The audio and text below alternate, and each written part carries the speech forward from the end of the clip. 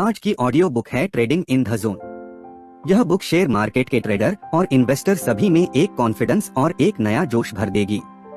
लेखक ने बारीकी से मार्केट को समझाया है और एक सक्सेसफुल ट्रेडर और इन्वेस्टर कैसे बने उस माइंडसेट के बारे में भी बताया है। तो शुरू करते हैं। ट्रेडिंग या स्टॉक मार्केट का नाम सुनते ही आपके मन में ही व्यक्ति तुरंत पैसा कमा लेता होगा और कुछ समय में ही करोड़ों में खेलने लगता होगा। ये इमेजिनरी पिक्चर मन में आना एक नेचुरल बात है। आखिर हॉलीवुड और बॉलीवुड दोनों ही सिनेमाज ने ट्रेडर्स की छवि कुछ ऐसी ही शो की है, लेकिन फिक्शन और रियलिटी में जमीन आसमान का फर्क नजर आता है।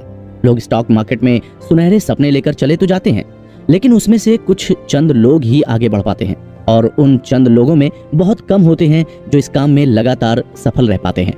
आज की सिचुएशन अगर देखी जाए तो पूरा स्टॉक मार्केट रूस और यूक्रेन की वॉर के चलते हिल गया है, लेकिन इस मुश्किल समय में भी बहुत से ऐसे ट्रेडर्स होंगे जो इस आपदा को भी अवसर में पलटने में लगे होंगे। एक अच्छा ट्रेडर न केवल अपने काम पर कंसंट्रेट करता है, बल्कि ये भी ध्यान देता है कि आगे आने वाली अननोन मुश्किलों का सामना कैसे करना है। जो ट्रेडर इस चीज पर ध्यान नहीं देता वो ज्यादा देर तक स्टॉक मार्केट जैसी कॉम्पिटिटिव जगह पर टिक नहीं पाते हैं। स्टॉक मार्केट कुछ लोगों को बादलों की ऊंचाइयों पर उठा देती है, तो वहीं कुछ लोगों को जमीन पर कीड़ों की तरह मसल देती है। स्टॉक मार्केट में आपके नॉलेज से ज्यादा आपका दिमाग या साइकोलॉजी कितनी मजबूत है वो ज्यादा इंपॉर्टेंस रखती है। इस ऑडियो बुक में हम आपको यही सिखाएंगे कि कैसे आपको अपनी साइकोलॉजी और अपने दिमाग को मजबूत करना है, जिसकी मदद से आप एक अच्छे और कैपेबल ट्रेडर बन सकें। लेकिन ये बुक समरी केवल उनके लिए नहीं है जो एक बड़े ट्रेडर बनना चाहते हैं। ये बुक उनके लिए भी है जो जिंदगी में अपने बिजनेस और अपनी जॉब में एक मजबूत एटीट्यूड के साथ आगे बढ़ना चाहेंगे। ये आपके एटीट्यूड को इतना बदल देगी कि फिर आप एक ट्रेडर की तरह सोचने और समझने लगेंगे। इस समरी की बिगिनिंग और एंड दोनों में आपको हम लोग कुछ सवाल करेंगे, जिसका जवाब आपको हाँ या ना में देना होगा। ये दावे के साथ कहा जा सकता है कि इसके एंड तक आपके जवाब पूरी तरीके से पलट या बदल जाएंगे। तो बिना किसी देरी के पहले अध्याय के साथ साथ आप सबसे सवालों का सिलसिला भी शुरू करते हैं। तो चलिए सुनते हैं मार्क डगलस द्वारा लिखी ट्रेडिंग इन द जोन, जिसमें बताया गया है कि आप कैसे मार्केट को मास्टर कर सकते हैं कॉन्फिडेंस, डिसिप्लिन और एक विनिंग एटीट्यूड के साथ। फंडामेंटल या टेक्निकल एनालिसिस। हम बात कर रहे हैं मार्क डगलस की ट्रेडिंग इन द जोन पर। इस चर्चा के पहले अध्याय में हम आपसे 5 सवाल पूछेंगे, जिसका जवाब आपको अपने मन में हाँ या ना में देना होगा। आप चाहें तो इन सवालों का जवाब अपनी डायरी या कॉपी में भी लिख सकते हैं, जिसकी मदद से आप इस पूरे सारांश को सुनने के बाद जान सकेंगे कि इस पर आपका नजरिया कितना बदल गया है। तो बिना किसी देरी के सवालों का सिलसिला शुरू करते हैं। पहला सवाल आपसे ये है कि क्या आपको लगता है कि अगर आपको ट्रेडर की तरह पैसा कमाना है तो आपको पता होना चाहिए कि मार्केट किस तरफ जाएगी, हाँ या ना? बताएं। दूसरा, कि क्या आपको लगता है कि किसी ट्रेड को करने में फिक्स्ड रिस्क होता है, हाँ या ना? बताइए। तीसरा, क्या आपके मेथड से आपको पता रहता है कि कब आपको मार्केट में एंटर करना चाहिए और कब एग्जिट करना चाहिए, हाँ या ना? चौथा, क्या आपको लगता है कि जब आप ट्रेड करते हैं तब मार्केट आपके खिलाफ चली जाती है, हाँ या ना? बताएं। और पांचवा और सबसे इम्पोर्टेंट, क्या आप कई बार ट्रेड केवल इस डर से करते हैं क्योंकि आपको लगता है कि जहां सब पैसा डाल रहे हैं वहां आपको भी इन्वेस्ट कर देना चाहिए, हाँ या ना? बताएं। क्या आपने इन सारे सवालों के जवाब नोट कर लिए हैं? अगर हाँ तो आगे बढ़ते हैं। हम सबसे पहले आपको फंडामेंटल एनालिसिस, टेक्निकल और मेंटल एनालिसिस के बारे में बताएंगे और साथ ही ये भी कि इसको करने से एक ट्रेडर को कब और कैसे फायदा होता है। फंडामेंटल एनालिसिस ट्रेडिंग की दुनिया में कोई नई चीज नहीं है, लेकिन ट्रेडिंग की दुनिया की सबसे इंपॉर्टेंट चीज में से एक है। एक समय तो ऐसा भी था कि जब वॉल स्ट्रीट में फंडामेंटल एनालिसिस को एक जादुई चीज मानी जाती थी। तो आप लोग के मन में चल रहा होगा कि ये फंडामेंटल एनालिसिस क्या बला है जिसने ट्रेडिंग की दुनिया में इतना तहलका मचा दिया था।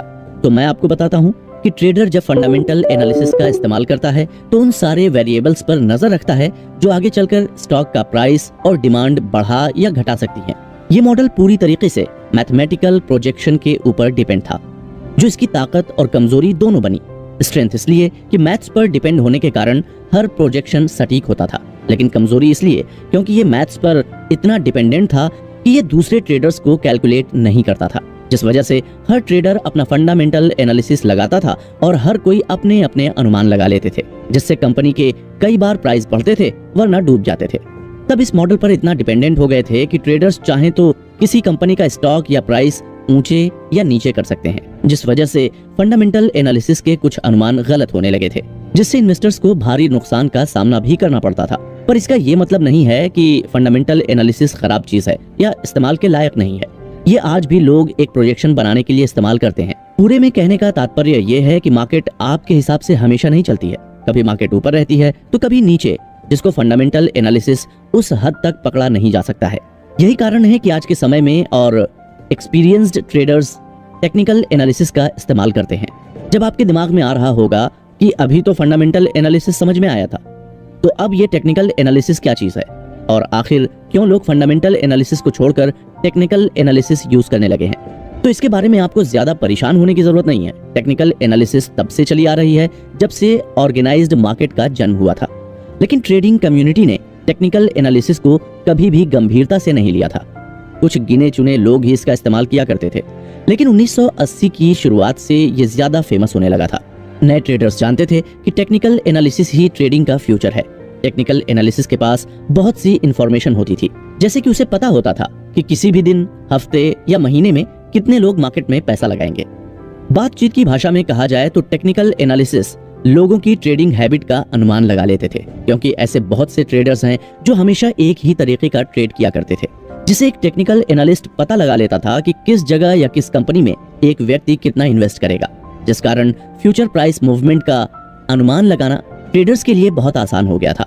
फंडामेंटल एनालिसिस की तरह ट्रेडर को पहले की ट्रेडिंग के हिसाब से अनुमान नहीं लगाना होता था, बल्कि अब ट्रेडर टेक्निकल एनालिस्ट वर्तमान की स्थिति के हिसाब से अनुमान लगा सकता था, जिससे फंडामेंटल एनालिसिस के कारण जो एक रियलिटी गैप आ जाता था वो काफी हद तक टेक्निकल एनालिसिस की वजह से कम हो जाता था, जिसका सीधा मतलब ये है कि प्रोजेक्शन बहुत एक्यूरेट हो गए थे, जिससे सारे ट्रेडर्स धीरे धीरे फंडामेंटल एनालिसिस से टेक्निकल एनालिसिस की तरफ बढ़ने लगे थे।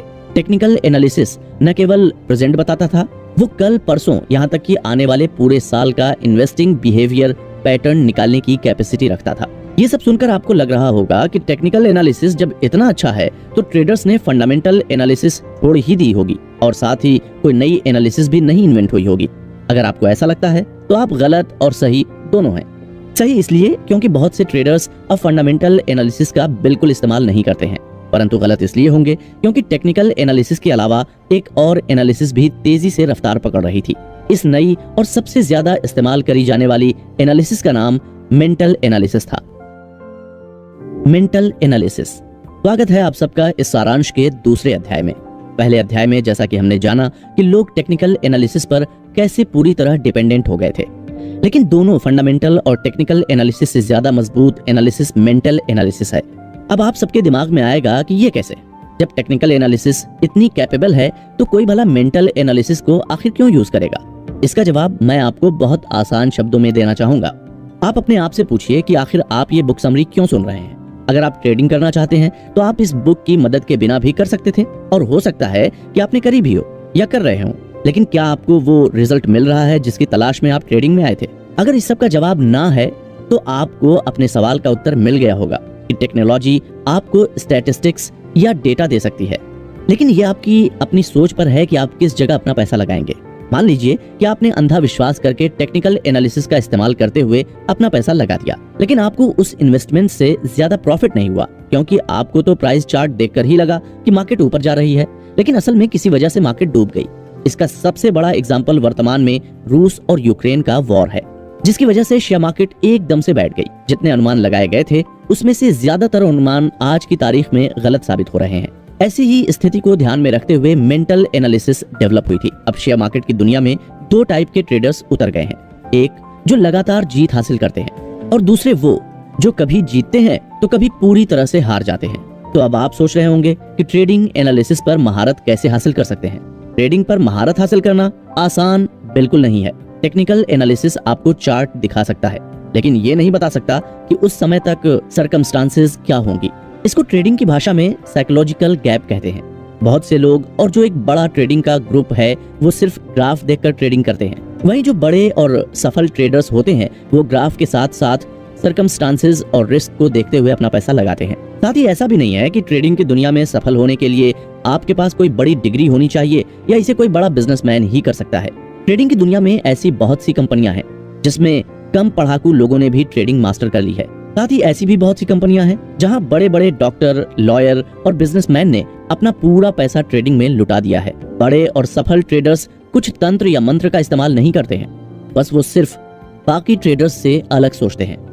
वो बहुत से लोगों की तरह भेड़ चाल में नहीं चलते हैं। भेड़ चाल का सबसे अच्छा उदाहरण डॉगी कॉइन है, जिसमें लोगों ने टेस्ला कंपनी के सीईओ एलन मस्क के एक ट्वीट को देखकर सबने अपना पैसा उस क्रिप्टो करेंसी पर लगा दिया था। अगर आप भी इस तरह के ट्रेडर्स में से हैं, तो आपको ये आदत छोड़नी होगी। विनर्स कभी भी भेड़ चाल में नहीं चलते, वो अपने रास्ते और मंजिल खुद बनाते हैं और चुनते हैं। उनका माइंडसेट और स्किल सेट दोनों ही काम करते वक्त साथ में चल रहा होता है। वो उस समय ट्रेडिंग के अलावा कुछ नहीं सोच रहे होते। कहने का मतलब ये है कि वो लोग खाली बैठे मन में ख्याली पुलाव नहीं बना रहे होते हैं। उनको भी पता है कि ट्रेडिंग का काम आसान नहीं है और कभी भी कुछ भी हो सकता है। अब आपको ये सब सुनकर डर लगने लगा होगा। ये डर पूरी तरह से जायज है। हर ट्रेडर को मार्केट का डर होना चाहिए, लेकिन इस डर को अपने मन पर हावी नहीं होने देना चाहिए। मार्केट का ये नियम है कि अगर आप डर डर के फैसला लेंगे तो आप अपनी जिंदगी में कभी सही फैसले नहीं ले पाएंगे, या अगर लेंगे भी तो वो फैसले आपको मुनाफा नहीं दे पाएंगे। इसलिए आपको सब सोच समझ के करना होगा और सबसे पहले ट्रेडिंग को लेकर अपने एटीट्यूड में बदलाव लाना होगा। एक सफल ट्रेडर पैदा नहीं होता, उसे बनना पड़ता है। जैसे मिट्टी के बर्तन को आकार दिया जाता है, वैसे ही एक सफल ट्रेडर को भी आकार देना होता है। ट्रेडिंग के आकर्षण और खतरे। पिछले अध्याय में हमने जाना कि कितने टाइप के एनालिसिस होती है और कैसे मेंटल एनालिसिस सबसे स्ट्रॉन्ग एनालिसिस में से एक है। पर हमारा दिमाग जितना हमारी मदद करने के काबिल है, उतना ही हम लोगों को बर्बाद करने की कैपेसिटी भी रखता है। कोई भी व्यक्ति बचपन से ट्रेडर नहीं बनना चाहता है। ट्रेडर बनने की व्यक्ति तभी सोचता है जब वो पैसे कमाने के लिए अपने दिमाग का इस्तेमाल करने लगता है। ट्रेडिंग का काम बहुत अट्रैक्ट करता है। लेखक बताते हैं कि जब एक एडिटर ने उनसे ये सवाल पूछा कि क्या आजकल लोग ट्रेडिंग में गलत कारणों से आने लगे हैं, तो इस सवाल ने उन्हें भी गहरे असमंजस में डाल दिया था। हो सकता है कि इस सवाल को सुनकर आप भी सोच रहे हो कि क्या आप भी गलत कारणों से ट्रेडिंग में तो नहीं आ गए हैं। अगर आपके दिमाग में ये सवाल उठा है तो ये अच्छी बात है। इससे ये पता चलता है कि आप ट्रेडिंग में तभी उतरना चाहते हैं जब आप पूरी तरीके से क्लियर हों। लेखक का कहना है कि ट्रेडिंग की तरफ अट्रैक्ट करने के लिए तो बहुत सी चीजें हैं, जैसे ट्रेडिंग का एड्रेनालाइन रश, हीरो बनने की चाहत और सबसे बड़ा अट्रैक्शन इतना पैसा कमाना जितना दूसरी रेगुलर जॉब करके न कमा पाए। पर ट्रेडिंग में इन सबसे बड़ा अट्रैक्शन एक ही चीज है, और वो ये है कि ट्रेडिंग की दुनिया में इंसान अपने आप को सबसे ज्यादा क्रिएटिवली एक्सप्रेस कर पाता है। ट्रेडिंग की दुनिया ही अलग है। ये एक जादुई दुनिया है जहाँ एक ट्रेडर अपने रूल खुद बनाता है और तोड़ता है। यहाँ कोई रोक टोक नहीं है, कोई बाउंड्री या रिस्ट्रिक्शंस नहीं है। ये वही क्रिएटिव एक्सप्रेशंस हैं जो हम सबको बचपन से ही मना किया गया है। पर ट्रेडिंग की दुनिया में आते ही आप अपनी सारी क्रिएटिविटी दिखा सकते हैं। पर क्रिएटिव एक्सप्रेशन के कारण अगर आपको कभी हार या लॉस का सामना करना पड़े तो आपको उसका सामना हिम्मत से करना चाहिए, क्योंकि आजकल बहुत से लोग हार या लॉस का सामना नहीं कर पाते और सेल्फ डिस्ट्रैक्शन मोड में चले जाते हैं, जो कि गलत है, और इससे ट्रेडर को और असफलता का सामना करना पड़ता है। अब आपको सुनकर लग रहा होगा कि ट्रेडिंग तो बहुत बढ़िया चीज है, यहाँ कोई फॉर्मेलिटी नहीं है, लेकिन यहाँ आप गलत होंगे। आपके पास क्रिएटिव आजादी है, लेकिन इसका मतलब ये नहीं है कि आपको कुछ फॉर्मेलिटी का सामना नहीं करना होगा। ट्रेडिंग में भी बाकी फील्ड्स की तरह कुछ छोटे रूल्स का ध्यान रखना पड़ता है। अगर आपको अपनी ब्रोकरेज फर्म खोलनी है तो आपको मिनिमम फाइनेंशियल रिक्वायरमेंट पूरी करनी होगी।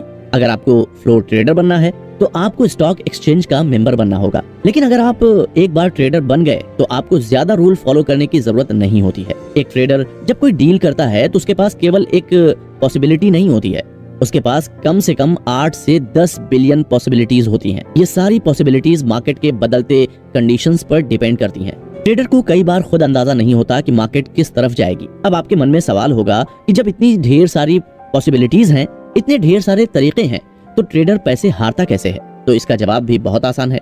आपने वो कहावत तो सुनी होगी, with great power comes great responsibility. Trading की दुनिया में भी यही कहावत लागू होती है, क्योंकि यहाँ पर कोई रोक टोक नहीं है। कोई ट्रेडर को नहीं बताता कि उसको क्या करना है। अगर वो एक अच्छा ट्रेडर बनता है तो उसको अच्छी किस्मत वाला कहा जाएगा। अगर वो असफल होता है तो उसकी स्किल्स पर सवाल उठाए जाएंगे। हम सबको आजादी अच्छी लगती है, लेकिन बहुत कम ही होते हैं जो उसको ठीक से इस्तेमाल कर पाते हैं। हर व्यक्ति को अपने आप के लिए कुछ बाउंड्री और लिमिट बनानी पड़ती है, जिससे वो अपना नुकसान न कर बैठे। ये एडजस्टमेंट किसी भी प्रकार के हो सकते हैं। हो सकता है ये एजुकेशन के कारण हो, या फिर हो सकता है ये उनकी सफलता के कारण हो। लेकिन अगर आपको एक सक्सेसफुल ट्रेडर बनना है तो कुछ लिमिट्स रखना नेसेसरी हो जाता है। इसलिए हर ट्रेडर को इस समरी के जरिए हम यही सलाह देना चाहेंगे कि हर ट्रेडर को एक मेंटल स्ट्रक्चर बनाना चाहिए। मेंटल स्ट्रक्चर बनाना आसान नहीं होता है, खासकर तब जब आप उस मेंटल स्ट्रक्चर में अपनी कमियों का सामना बार बार करें। इससे आपके अंदर लगातार एक मेंटल कॉन्फ्लिक्ट चलती रहेगी। हम सब जितना भी कहें कि आज के समय में सब बराबर है, पर हम सब एक दूसरे से अलग सोशल बैकग्राउंड में बड़े हुए हैं। जरूरी नहीं है कि सबकी सोच एक जैसी हो, और ये भी जरूरी नहीं है कि सबकी अपब्रिंगिंग एक जैसी हुई हो सकता है कोई दूसरे शहर, देश या अलग बिलीफ्स के साथ बड़ा हुआ हो, जिससे उसके सोशल स्ट्रक्चर के कारण उसका मेंटल स्ट्रक्चर भी वैसा ही ढला हो। लेकिन ट्रेडिंग एक ग्लोबल मार्केट है, जहाँ पर हर इंसान को अपना मेंटल स्ट्रक्चर बढ़ाना पड़ता है। चलिए आप सबके सामने एक सवाल रखते हैं। अगर आपने किसी छोटे बच्चे को देखा होगा तो आपने देखा होगा कि वो दुनिया में हर चीज के बारे में जानने के लिए कितना एक्साइटेड रहता है। हर बच्चा नई चीज सीखने के लिए भी एक्साइटेड रहता है। इन बच्चों को लिटिल लर्निंग मशीन भी कह सकते हैं। अगर फंडामेंटल लेवल पर देखा जाए तो ये एक्साइटमेंट या क्यूरियोसिटी एक फोर्स ही तो है जो इंसान के अंदर से खुद ही आती है। क्या उस बच्चे को उसके माँ बाप मोटिवेट कर रहे हैं हर चीज के बारे में जानने के लिए? नहीं ना, वो बच्चा खुद ही हर चीज को जानने के लिए एक्साइटेड है। साथ ही हर बच्चा एक ही चीज को लेकर उत्सुक नहीं होता। क्यूरियोसिटी में भी वेरिएशंस होते हैं। कुछ बच्चे किसी एक चीज को लेकर क्यूरियस होते हैं तो कुछ दूसरी चीज के लिए होते हैं। हम सब के अंदर यही उत्सुकता होती है जो हमको अपने काम की तरफ अवेयर बनाती। यहाँ तक कि छोटे बच्चों को भी पता होता है कि उनको क्या चाहिए और क्या नहीं चाहिए। इतनी छोटी उम्र से ही हम सब के अंदर इंडिविजुअलिटी पैदा हो जाती है। इस पसंद और नापसंद को नेचुरल अट्रैक्शन कहा जाता है। नेचुरल अट्रैक्शन हम सब के अंदर होता है। उसी से हम चुन पाते हैं कि हमारे इंटरेस्ट और पैशन किस चीज में है। यहाँ तक कि जिन चीजों में हम थोड़ा सा भी इंटरेस्टेड होते हैं उसमें भी अच्छा परफॉर्म कर लेते हैं। अगर आप लिस्ट बनाने बैठें तो बहुत सी चीजें ऐसी होंगी जिसमें आप इंटरेस्टेड नहीं होंगे, लेकिन दूसरी तरफ कुछ चीजें ऐसी भी होंगी जिनमें आप थोड़ा बहुत इंटरेस्ट रखते होंगे।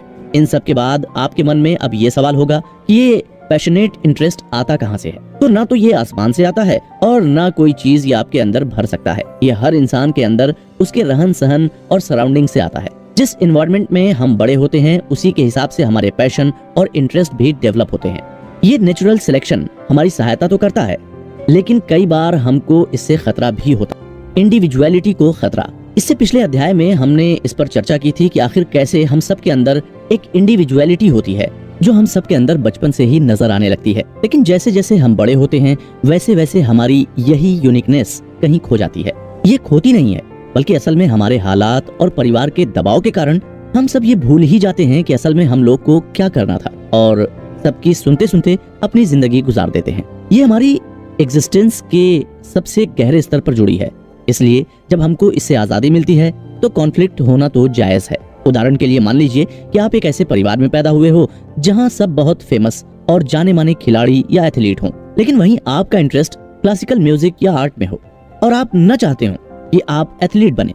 हो सकता है कि आपके अंदर एथलीट बनने की नेचुरल एबिलिटी भी हो, लेकिन आपका एथलीट बनने का कोई शौक ना हो। तो अब आप ही बताइए, अगर आप इस स्थिति में होंगे तो जाहिर है कि कॉन्फ्लिक्ट होना तो तय है। इसका कारण है कि कोई भी टिपिकल परिवार ये नहीं चाहता कि उनका बच्चा किसी दूसरी फील्ड में जाए। ऐसे बच्चों को इनकरेजमेंट की तो छोड़िए, कई बार तो उन्हें सीधा सीधा मना कर दिया जाता है, जिससे उनका नेचुरल इंटरेस्ट उसी समय खत्म हो जाता है। उदाहरण के लिए आइए एक और कॉमन सिचुएशन को देखते हैं। एक बच्चा जिसने अपने जीवन में पहली बार कॉफी टेबल पर किसी रखी हुई चीज को नोटिस किया, जिसे हम फ्लावर वाज कहते हैं। वो ईगर है उस चीज के बारे में जानने के लिए, जिसका अर्थ है कि एक इंटरनल फोर्स है जो उसे उस वस्तु को एक्सपीरियंस करने के लिए मजबूर कर रही है। एक मायने में ये ऐसा है जैसे ये शक्ति उसके मन में एक वैक्यूम पैदा करती है, जिससे उसके दिमाग को उसके ऑब्जेक्ट ऑफ इंटरेस्ट से भरना होता है। इसलिए वो फ्लावर वाज पर नजर गड़ाता है और जानबूझकर लिविंग रूम के फर्श पर क्रॉल करके कॉफी टेबल की ओर बढ़ता है। जब वो वहाँ पहुँचता है तो वो अपने आप को अपने पैरों पर खींचने के लिए मेज के किनारे तक पहुँच जाता है। अपना संतुलन बनाए रखने के लिए एक हाथ मेज पर मजबूती से रखते हुए उसका दूसरा हाथ इस चीज को छूने के लिए आगे बढ़ता है। जिस चीज को उसने कभी टच नहीं किया, उसी पल वो पूरे कमरे से एक चीख सुनता है, नहीं नहीं उसे मत छुओ। बच्चा इस आवाज को सुनकर चौंक जाता है और अपने बट पर वापस गिर जाता है और रोने लगता है। जाहिर है ये आप सबको बहुत आम सी घटना लग रही होगी और एक जो पूरी तरह से अनअवॉइडेबल है। बच्चों को बिल्कुल नहीं पता कि वे कैसे खुद को चोट पहुंचा सकता है या फ्लावर वाज जैसी चीज कितनी मूल्यवान हो सकती है। उसको तो ये भी नहीं पता है कि कोई चीज वैल्यूएबल भी होती है। वास्तव में देखा जाए तो ये सीखना कि क्या सुरक्षित है और क्या नहीं है और चीजों का कॉस्ट एक इम्पोर्टेंट सबक है जो बच्चों को अवश्य सीखना चाहिए। हालांकि इन जैसे कुछ छोटी घटनाओं से हमारी साइकोलॉजिकल डायनामिक्स की हमारी कैपेसिटी पर सीधा असर पड़ता है। ये हमारे जीवन में बाद में प्रभावी ढंग से ट्रेड करने के लिए रिक्वायर्ड डिसिप्लिन और कंसंट्रेशन में कभी सहायता तो कभी दिक्कतें पैदा करता है। क्या होता है कि जब हमें अपने आप को उस तरह से एक्सप्रेस करने के अवसर डिनाई कर दिया जाता है कि जिस तरह से हम चाहते हैं, या हमें खुद को इस तरह से एक्सप्रेस करने के लिए मजबूर किया जाता है जो नेचुरल सिलेक्शन प्रोसेस के मुताबिक नहीं है, ऐसे एक्सपीरियंसेस जाहिर हैं हम सबको परेशान करते हैं और अक्सर अपसेट कर देते हैं। अपसेट होने का अर्थ है अनबैलेंस्ड, लेकिन वास्तव में बैलेंस्ड क्या है? कुछ बैलेंस्ड न होने के लिए कुछ ऐसा होना चाहिए जो पहले बैलेंस्ड रहा हो या बराबर हो, पहले से स्थिर हो। वो कुछ डिग्री ऑफ करस्पॉन्डेंस है जो हमारे इंटरनल, मेंटल और एक्सटर्नल एनवायरनमेंट के बीच एग्जिस्ट करे, जहां हम अपने जीवन का एक्सपीरियंस करते हैं। तो अब आप ये सुनकर सोच रहे होंगे कि इन सब बातों का अर्थ क्या है। तो आसान शब्दों में इसका अर्थ ये है कि हमारी जरूरतें और इच्छाएं हमारे मेंटल एनवायरनमेंट में पैदा होती हैं और वे पूरी होती हैं एक्सटर्नल एनवायरनमेंट में। यदि ये दो एनवायरनमेंट, मेंटल और एक्सटर्नल, एक दूसरे के साथ करस्पॉन्ड कर रहे हैं तो हम ये कह सकते हैं कि हम एक इनर बैलेंस की स्टेट में हैं और हम सेटिस्फैक्शन या खुशी की भावना महसूस करते हैं। यदि इन दोनों वातावरण में करस्पॉन्डेंस नहीं है तो हम डिससैटिस्फैक्शन, क्रोध और निराशा का अनुभव करते हैं, या जिसे आमतौर पर इमोशनल पेन भी कहा जाता है। इस दर्द को हम सब ने जिंदगी में एक न एक बार तो एक्सपीरियंस किया ही होगा। हो सकता है कभी घर से, कभी किसी चाहने वाले से, या कभी अपने बिजनेस पार्टनर से। इमोशनल पेन के और भी कारण होते हैं, जैसे अब हम जो चाहते हैं वो क्यों नहीं मिल रहा है, या किसी चीज में खुद को एक्सप्रेस करने की आजादी से रोका क्यों जा रहा है। इससे हम सबको इमोशनल पेन होता है। लेखक का इस इमोशनल पेन को लेकर ये मानना है कि जरूरतें और इच्छाएं मेंटल वैक्यूम पैदा करती हैं। अब आपको लगेगा कि देखा जाए तो इसका उत्तर ये है कि जिस प्लेनेट में हम रहते हैं उसमें वैक्यूम को न सहने की नेचुरल टेंडेंसी होती है, और जब भी कोई वैक्यूम मौजूद होता है उसे भरने के लिए आगे बढ़ता रहता है। फिलोसोफर स्पिनोजा ने सदियों पहले देखा था कि प्रकृति वैक्यूम से घृणा करती है। बोतल से हवा चूसो और आपकी जीभ और होंठ बोतल के मुंह से चिपक जाएंगे, क्योंकि आपने एक इम्बैलेंस या वैक्यूम पैदा कर दिया है जिसे अब भरना होगा। इसके पीछे के डायनेमिक्स क्या हैं? कभी आपने सोचा इस बारे में? लोग कहते हैं ना, आवश्यकता सभी आविष्कारों की जननी है। Necessity is the mother of invention. ये माना जाता है कि नीड आपके दिमाग में एक मेंटल वैक्यूम बनाती है जिसे ये यूनिवर्स इंस्पायरिंग थॉट्स से ही भरेगा, बशर्ते आपका दिमाग अपनाने को तैयार हो। ये थॉट्स आपको अपनी नीड्स पूरी करने के लिए मजबूर करेंगे। इस संबंध में लेखक का मानना है कि हमारा मेंटल एनवायरनमेंट यूनिवर्स की तरह काम करता है।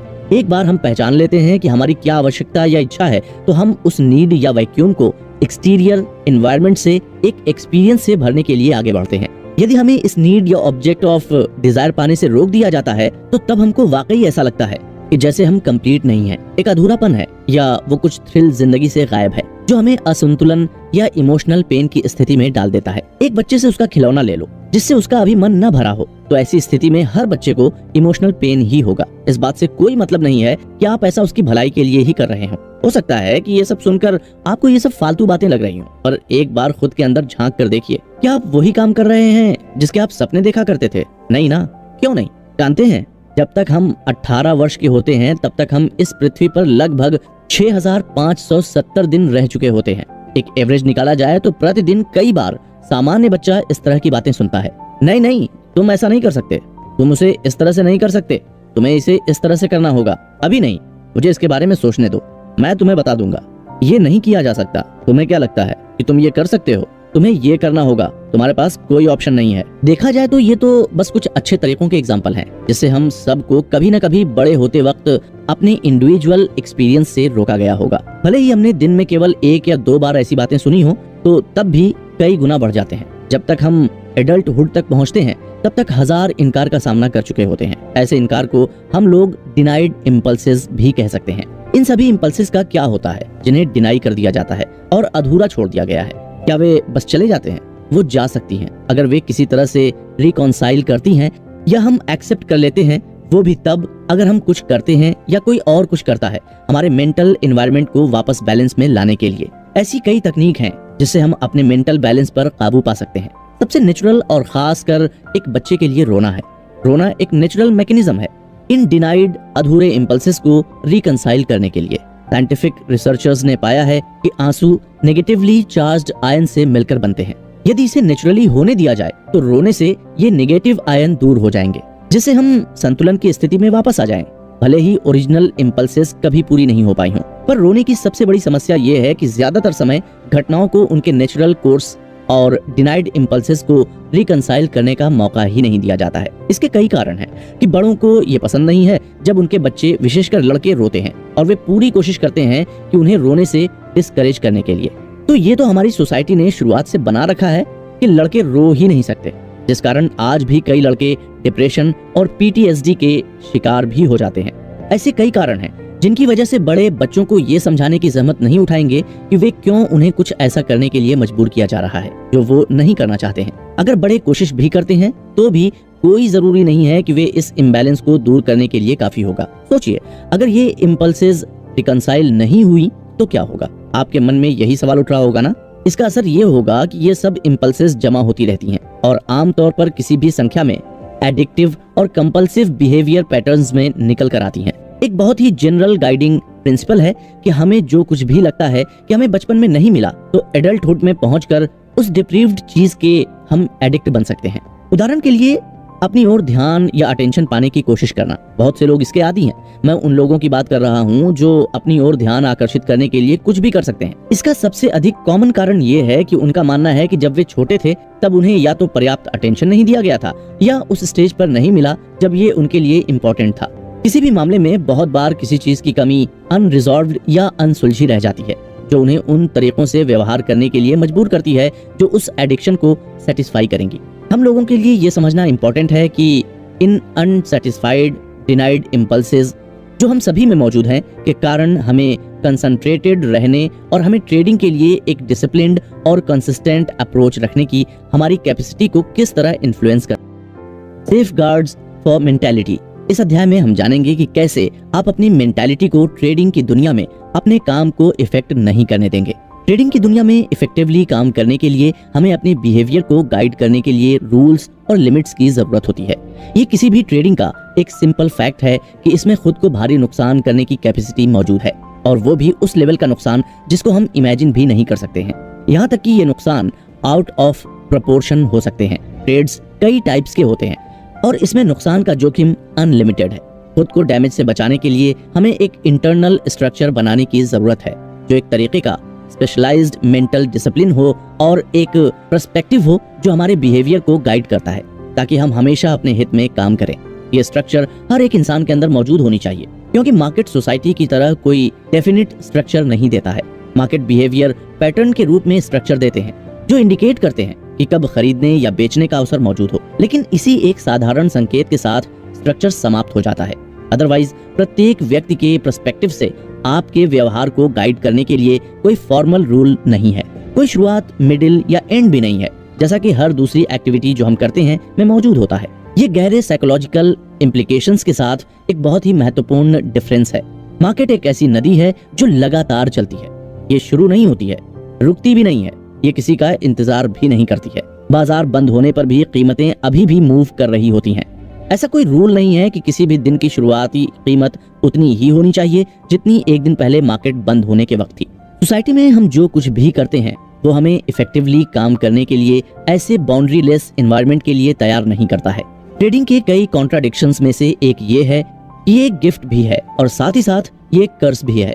गिफ्ट ये है कि शायद हमारे, या यूं कह लीजिए कि ज्यादातर आम लोगों के जीवन में पहली बार हम जो कुछ भी करते हैं उस पर हमारा पूरा कंट्रोल होता है, और कर्ज ये कि हमारे बिहेवियर को गाइड या स्ट्रक्चर देने के लिए कोई एक्सटर्नल रूल या लिमिट्स नहीं है। अगर हम लगातार सक्सेसफुल होना चाहते हैं तो ये जरूरी है कि ट्रेडिंग एनवायरनमेंट की अनलिमिटेड कैरेक्टरिस्टिक्स को दिमाग में रखते हुए कुछ हद तक रेस्ट्रेंट और सेल्फ कंट्रोल के साथ काम करें। हमें जिस स्ट्रक्चर की आवश्यकता है उसको हमारे दिमाग को खुद ही डेवलप करना होगा। ये कॉन्सेप्ट ऑफ फ्री विल सबके बस की बात नहीं है, और यहीं से दिक्कतें शुरू होती हैं। पहली दिक्कत जिसका हर ट्रेडर को सामना करना पड़ता है वो है रूल या नियम बनाना।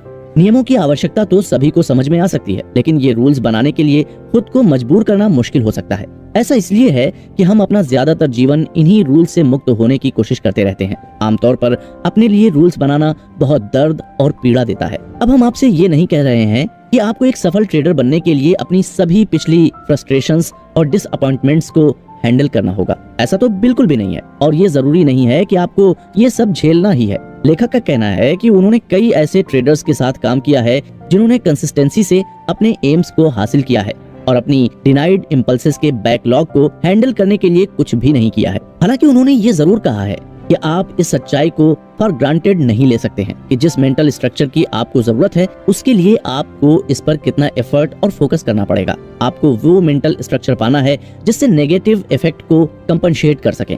ये इसलिए जरूरी है कि एक सक्सेसफुल ट्रेडर बनने के लिए आपको जो स्किल्स चाहिए उसमें ये डिनाइड इम्पल्सेस बैरियर न बन जाए।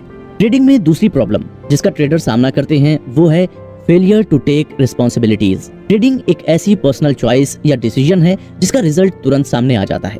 इसमें शुरू करने और खत्म करने की पूरी आजादी हमारे हाथ में होती है। परेशानी ये है कि हमें डिसीजन या चॉइसेस लेने की फ्रीडम तो चाहिए, लेकिन हम उसके रिजल्ट की जिम्मेदारी लेने को तैयार नहीं है। कई बार ट्रेडर्स रैंडमली ट्रेड करते हैं, यानी बिना किसी प्लानिंग के ट्रेड करते हैं, जो कि लेखक की नजर में एक बहुत बड़ी भूल है। रैंडमनेस को हम बिना जिम्मेदारी लिए एक अनस्ट्रक्चर्ड फ्रीडम कह सकते हैं।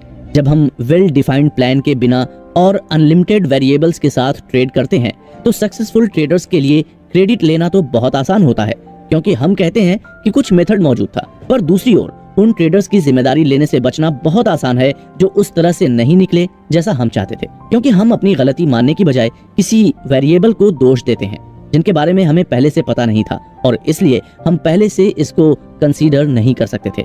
यदि मार्केट बिहेवियर वास्तव में रैंडम होता तो कंसिस्टेंसी पैदा करना नामुमकिन होता।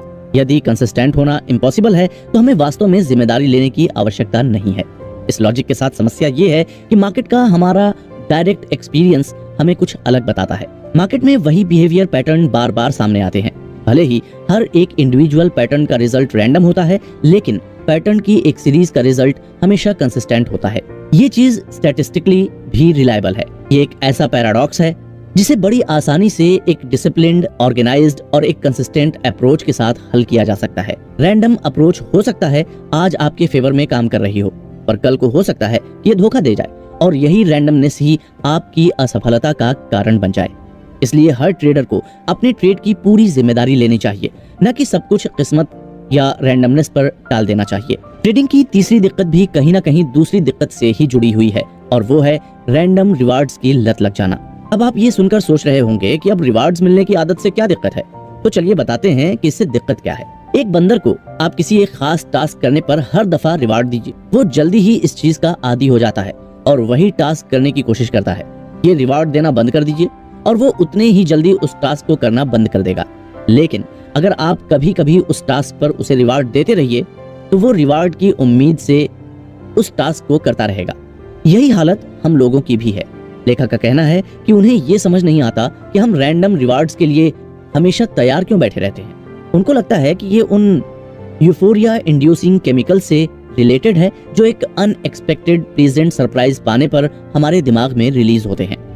यदि कोई पुरस्कार रैंडम होता है तो हमें इसका कभी अंदाजा नहीं हो पाता कि हम इसे कब और कैसे पा सकते हैं। इस रिवार्ड से जो खुशी मिलती है या उस मजेदार एक्सपीरियंस पाने की आशा में एनर्जी और रिसोर्सेज को खर्च करना फिर मुश्किल नहीं है। वास्तव में कई लोगों के लिए ये बहुत एडिक्टिंग हो सकता है।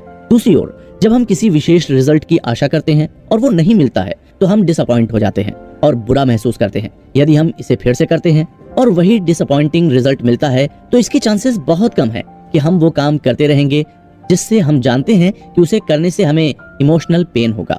किसी भी एडिक्शन के साथ प्रॉब्लम ये है कि ये हमें चॉइसलेसनेस की स्थिति में छोड़ देता है। ये एडिक्शन जिस हद तक हम पर हावी होता है उतना ही हमारा ध्यान और कोशिशें उस ऑब्जेक्ट ऑफ एडिक्शन को पाने में लगता है।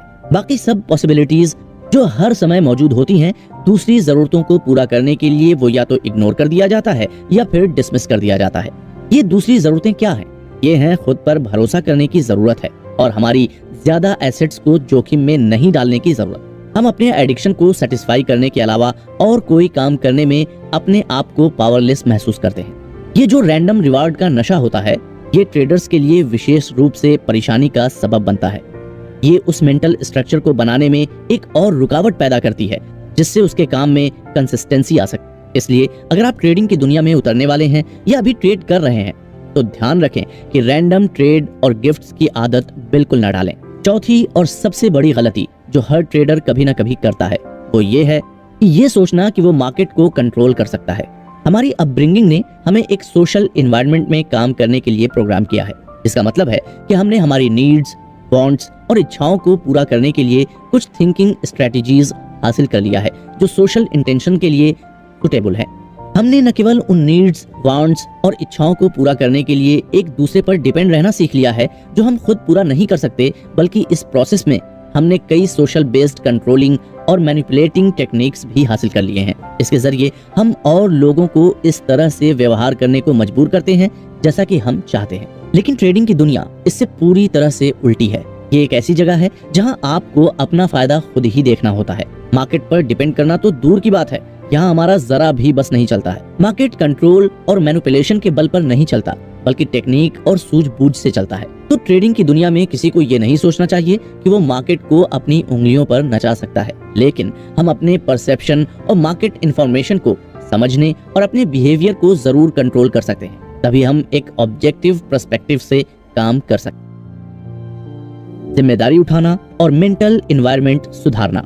अभी तक हम ये बात कर रहे थे कि हमें अपनी मेंटालिटी की किस किस चीज से बचना है और उसको अपने ट्रेडिंग के काम में इंटरफियरेंस नहीं करने देना है। आइए अब बात करते हैं कि हमें मेंटली स्ट्रांग कैसे बनना है। जिम्मेदारी लेना कहने में बहुत सिंपल लगता है, पर इसके कॉन्सेप्ट को समझना और अपने ट्रेडिंग में इस्तेमाल करना बहुत मुश्किल है। हम सभी ने जिम्मेदारी जैसे शब्द को सुना है और जरूरत पड़ने पर सामना किया है। हमारे जीवन में कई बार ऐसे मौके आए हैं जहां हम जिम्मेदारी लेते हैं तो हमें लगता है कि हम जानते हैं कि जिम्मेदारी का मतलब क्या होता है, लेकिन अपनी जिम्मेदारी और अपनी ट्रेडिंग की जिम्मेदारी दो अलग अलग चीजें हैं। अपनी ट्रेडिंग की जिम्मेदारी लेना और सक्सेस पाने के सही प्रिंसिपल्स को सीखना आपस में जुड़े हुए हैं। आपको ये एकदम गहराई के साथ समझना होगा कि ट्रेडिंग में सक्सेस के लिए आप कैसे जिम्मेदार हैं और कैसे जिम्मेदार नहीं भी हैं। तभी आप उन कैरेक्टरिस्टिक्स को अपना सकते हैं जो आपको उन ट्रेडर्स के चुनिंदा ग्रुप में शामिल करेगा जो मार्केट में लगातार सफल होते हैं। इसके लिए आपको अपने मेंटल एनवायरनमेंट को भी नया आकार या शेप देना होगा, जिससे आप एक नए और बेहतर व्यक्ति और ट्रेडर के रूप में आगे बढ़ पाएं। अपने इस नए वर्जन को बनाने के लिए आप जिन टूल्स को यूज करेंगे वो है आपकी विलिंगनेस और सीखने की इच्छा, जो आपके सफल होने के जुनून से प्रेरित होगी। यदि सीखने की इच्छा और विलिंगनेस आपके प्राइमरी टूल्स हैं, तो आपका माध्यम क्या है? एक मूर्ति बनाने वाला कलाकार कई माध्यम से काम करना चुन सकता है, मिट्टी, संगमरमर या धातु। लेकिन यदि आप अपना नया वर्जन बनाना चाहते हैं या ऐसी पर्सनालिटी बनना चाहते हैं जो लगातार आपको एक सफल ट्रेडर बनाए, तो आपके पास केवल आपकी बिलीफ्स और एटीट्यूड हैं। आपके आर्टिस्टिक कोशिश का माध्यम आपका मेंटल एनवायरनमेंट होगा, जहां आप अपनी सीखने की इच्छा से आप अपने बिलीफ्स और एटीट्यूड को रिस्ट्रक्चर और इंस्टॉल कर सकते हैं, जो आपके अल्टीमेट गोल को पाने के लिए आवश्यक है। अगर आप इस समरी को यहाँ तक सुन चुके हैं तो यही कहा जा सकता है कि आपका अल्टीमेट गोल कंसिस्टेंसी है। यदि आप ज्यादातर ट्रेडर्स की तरह हैं, तो आपको आपके लिए उपलब्ध अवसरों की पूरी इंफॉर्मेशन नहीं है।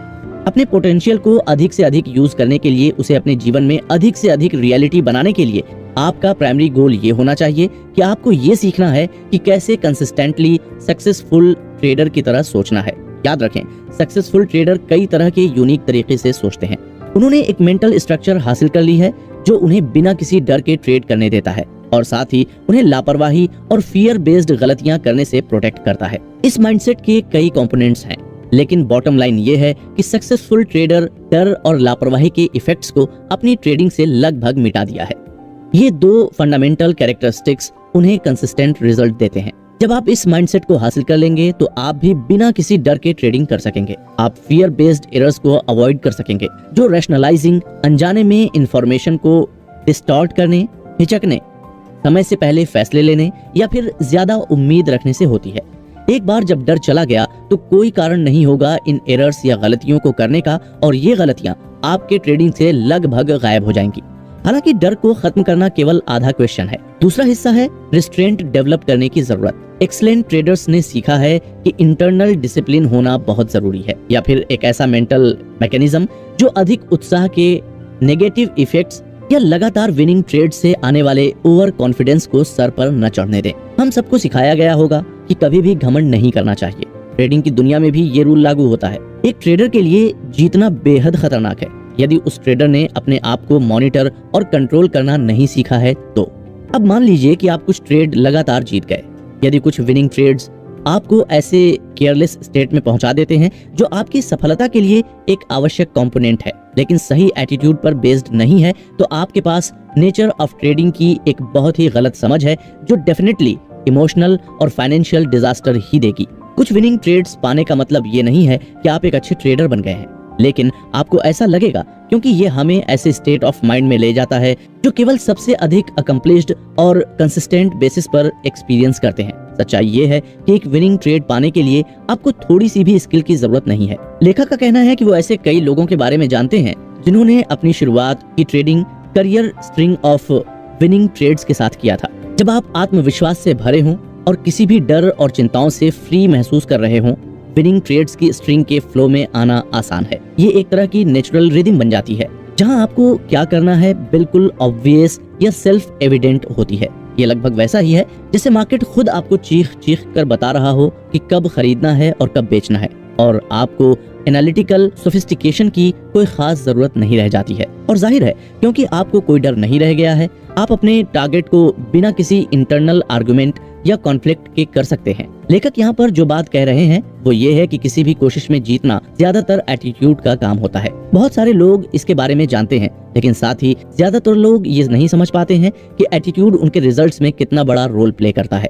ज्यादातर स्पोर्ट्स या अन्य कॉम्पिटिटिव एक्टिविटीज में पार्टिसिपेंट्स को फिजिकल स्किल्स के साथ साथ स्ट्रेटेजीज के रूप में मेंटल स्किल्स भी डेवलप करनी होती है। यदि स्किल्स में विरोधियों में डिफरेंस है तो बेहतर स्किल्स वाला व्यक्ति आमतौर पर जीतता है।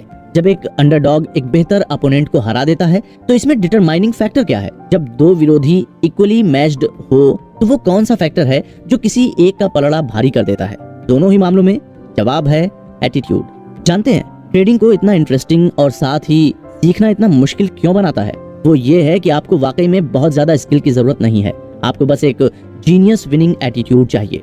कुछ विनिंग ट्रेड्स एक्सपीरियंस करके आपको एक विनर की फीलिंग आ जाती है और यही फीलिंग विनिंग स्ट्रीक को बनाए रखती है। यही कारण है कि एक नौसिखिए या नोवाइस ट्रेडर के लिए विनिंग ट्रेड की एक स्ट्रिंग बनाए रखना संभव है, जबकि इंडस्ट्री के कई एक्सेलेंट मार्केट एनालिस्ट्स ऐसी विनिंग ट्रेड स्ट्रिंग के लिए कुछ भी करने को तैयार हो जाएंगे। एनालिस्ट्स के पास स्किल्स हैं, लेकिन उनके पास विनिंग एटीट्यूड नहीं होते हैं। वे डर डर कर काम करते हैं। नोवाइस ट्रेडर्स को विनिंग एटीट्यूड का अनुभव होता है क्योंकि वो अभी डरता नहीं है, लेकिन इसका मतलब ये नहीं है कि उसके पास विनिंग एटीट्यूड है। इसका मतलब केवल ये है कि उसने अभी तक ट्रेडिंग एक्टिविटीज से ऐसा कोई अनुभव नहीं पाया है जो उसे डरा दे। आखिरकार हमारे नोवाइस ट्रेडर्स को नुकसान होगा और वो गलत साबित होगा, चाहे वो कितना भी पॉजिटिव क्यों ना महसूस कर रहा हो। ट्रेडिंग में हारना और गलती होना इनएविटेबल है, बल्कि ये तो जिंदगी और ट्रेडिंग दोनों की हकीकत है। बेस्ट एनालिटिकल स्किल्स के साथ और जो सबसे पॉजिटिव एटीट्यूड मुमकिन हो उसके होते हुए भी एक ट्रेडर को कभी ना कभी एक लूजिंग ट्रेड का अनुभव होकर रहेगा। मार्केट में बहुत ज्यादा उतार चढ़ाव होते हैं और उसमें अस्थिरता बनी रहती है। साथ ही इतने अधिक वेरिएबल्स होते हैं कि जिन्हें ध्यान में रखना पड़ता है कि किसी भी ट्रेडर के हर बार सही होने के चांसेस बहुत कम है। अगर आपके मन में आ रहा होगा कि तब क्या होता है जब एक नोवाइस ट्रेडर इनविटेबली हार जाता है, उसकी केयर फ्री या चिंता मुक्त स्थिति पर क्या प्रभाव पड़ेगा? इस प्रश्न का उत्तर यही है कि ये इस बात पर डिपेंड करता है कि ट्रेडिंग से वो क्या उम्मीद लेकर चला था और वो इस एक्सपीरियंस को कैसे इंटरप्रेट करता है। ये उसके बिलीव्स और एटीट्यूड पर डिपेंड करता है। रिएक्टिंग टू लॉस, अगर वो ये मानकर चल रहा है कि नुकसान से बचने का कोई पॉसिबल तरीका नहीं है क्योंकि हारना ट्रेडिंग का नेचुरल कॉन्सिक्वेंस है, तो जाहिर सी बात है कि उसके एटीट्यूड में कोई फर्क नहीं आएगा और वो अगले ट्रेड में लग जाएगा। और यही सही ट्रेडिंग एटीट्यूड भी है। लेकिन अगर इसके लिए प्रिपेयर्ड नहीं था तो उसे इस इंसिडेंट से इमोशनल पेन भी होगा। यही दर्द या तो उसे बना देगा या फिर उसे बर्बाद कर देगा। Winners, losers, boomers and busters. Mark Douglas की ट्रेडिंग इन द जोन की समरी के इस अध्याय में हम जानेंगे कि कैसे ट्रेडर्स को विनर्स, लूजर्स, बूमर्स और बस्टर्स की कैटेगरी में बांटा जाता है। आपको सुनकर लग रहा होगा कि ये क्या बचकानी चीज है, लेकिन ये बचकानी चीज नहीं है। वास्तव में हर ट्रेडर को इन्हीं कैटेगरीज में बांटा जाता है। इसका कारण ये है कि ज्यादातर ट्रेडर्स या तो हार के ट्रेडिंग छोड़ देते हैं या वो कुछ समय में सक्सेस के असली सोर्स का पता लगा लेते हैं। इस बीच कुछ ट्रेडर्स ट्रेडिंग में इतना तो सही कर ही लेते हैं कि वो एक ऐसे साइकिल में पहुंच जाते हैं जिसे आमतौर पर बूम एंड बस्ट साइकिल कहा जाता है।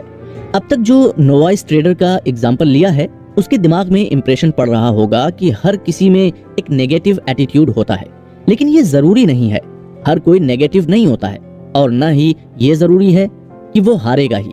हाँ, ये सच है कि कुछ ट्रेडर्स लगातार हारते हैं और वो भी तब तक जब तक वे सब कुछ गंवा देते हैं या फिर ट्रेड करना ही छोड़ देते हैं, क्योंकि वे गंवाने का और इमोशनल पेन या सदमा बर्दाश्त नहीं कर सकते हैं। हालांकि कई ट्रेडर्स ऐसे भी हैं जो मार्केट के पक्के स्टूडेंट होते हैं और ट्रेडिंग करने के लिए नीडेड विनिंग एटीट्यूड रखते हैं, इसलिए वो आखिरकार कठिनाइयों के बावजूद पैसा कमाना सीख जाते हैं। लेकिन और इस पर लेखक ने काफी जोर दिया है कि वे केवल लिमिटेड बेसिस पर ही पैसा कमाना सीखते हैं।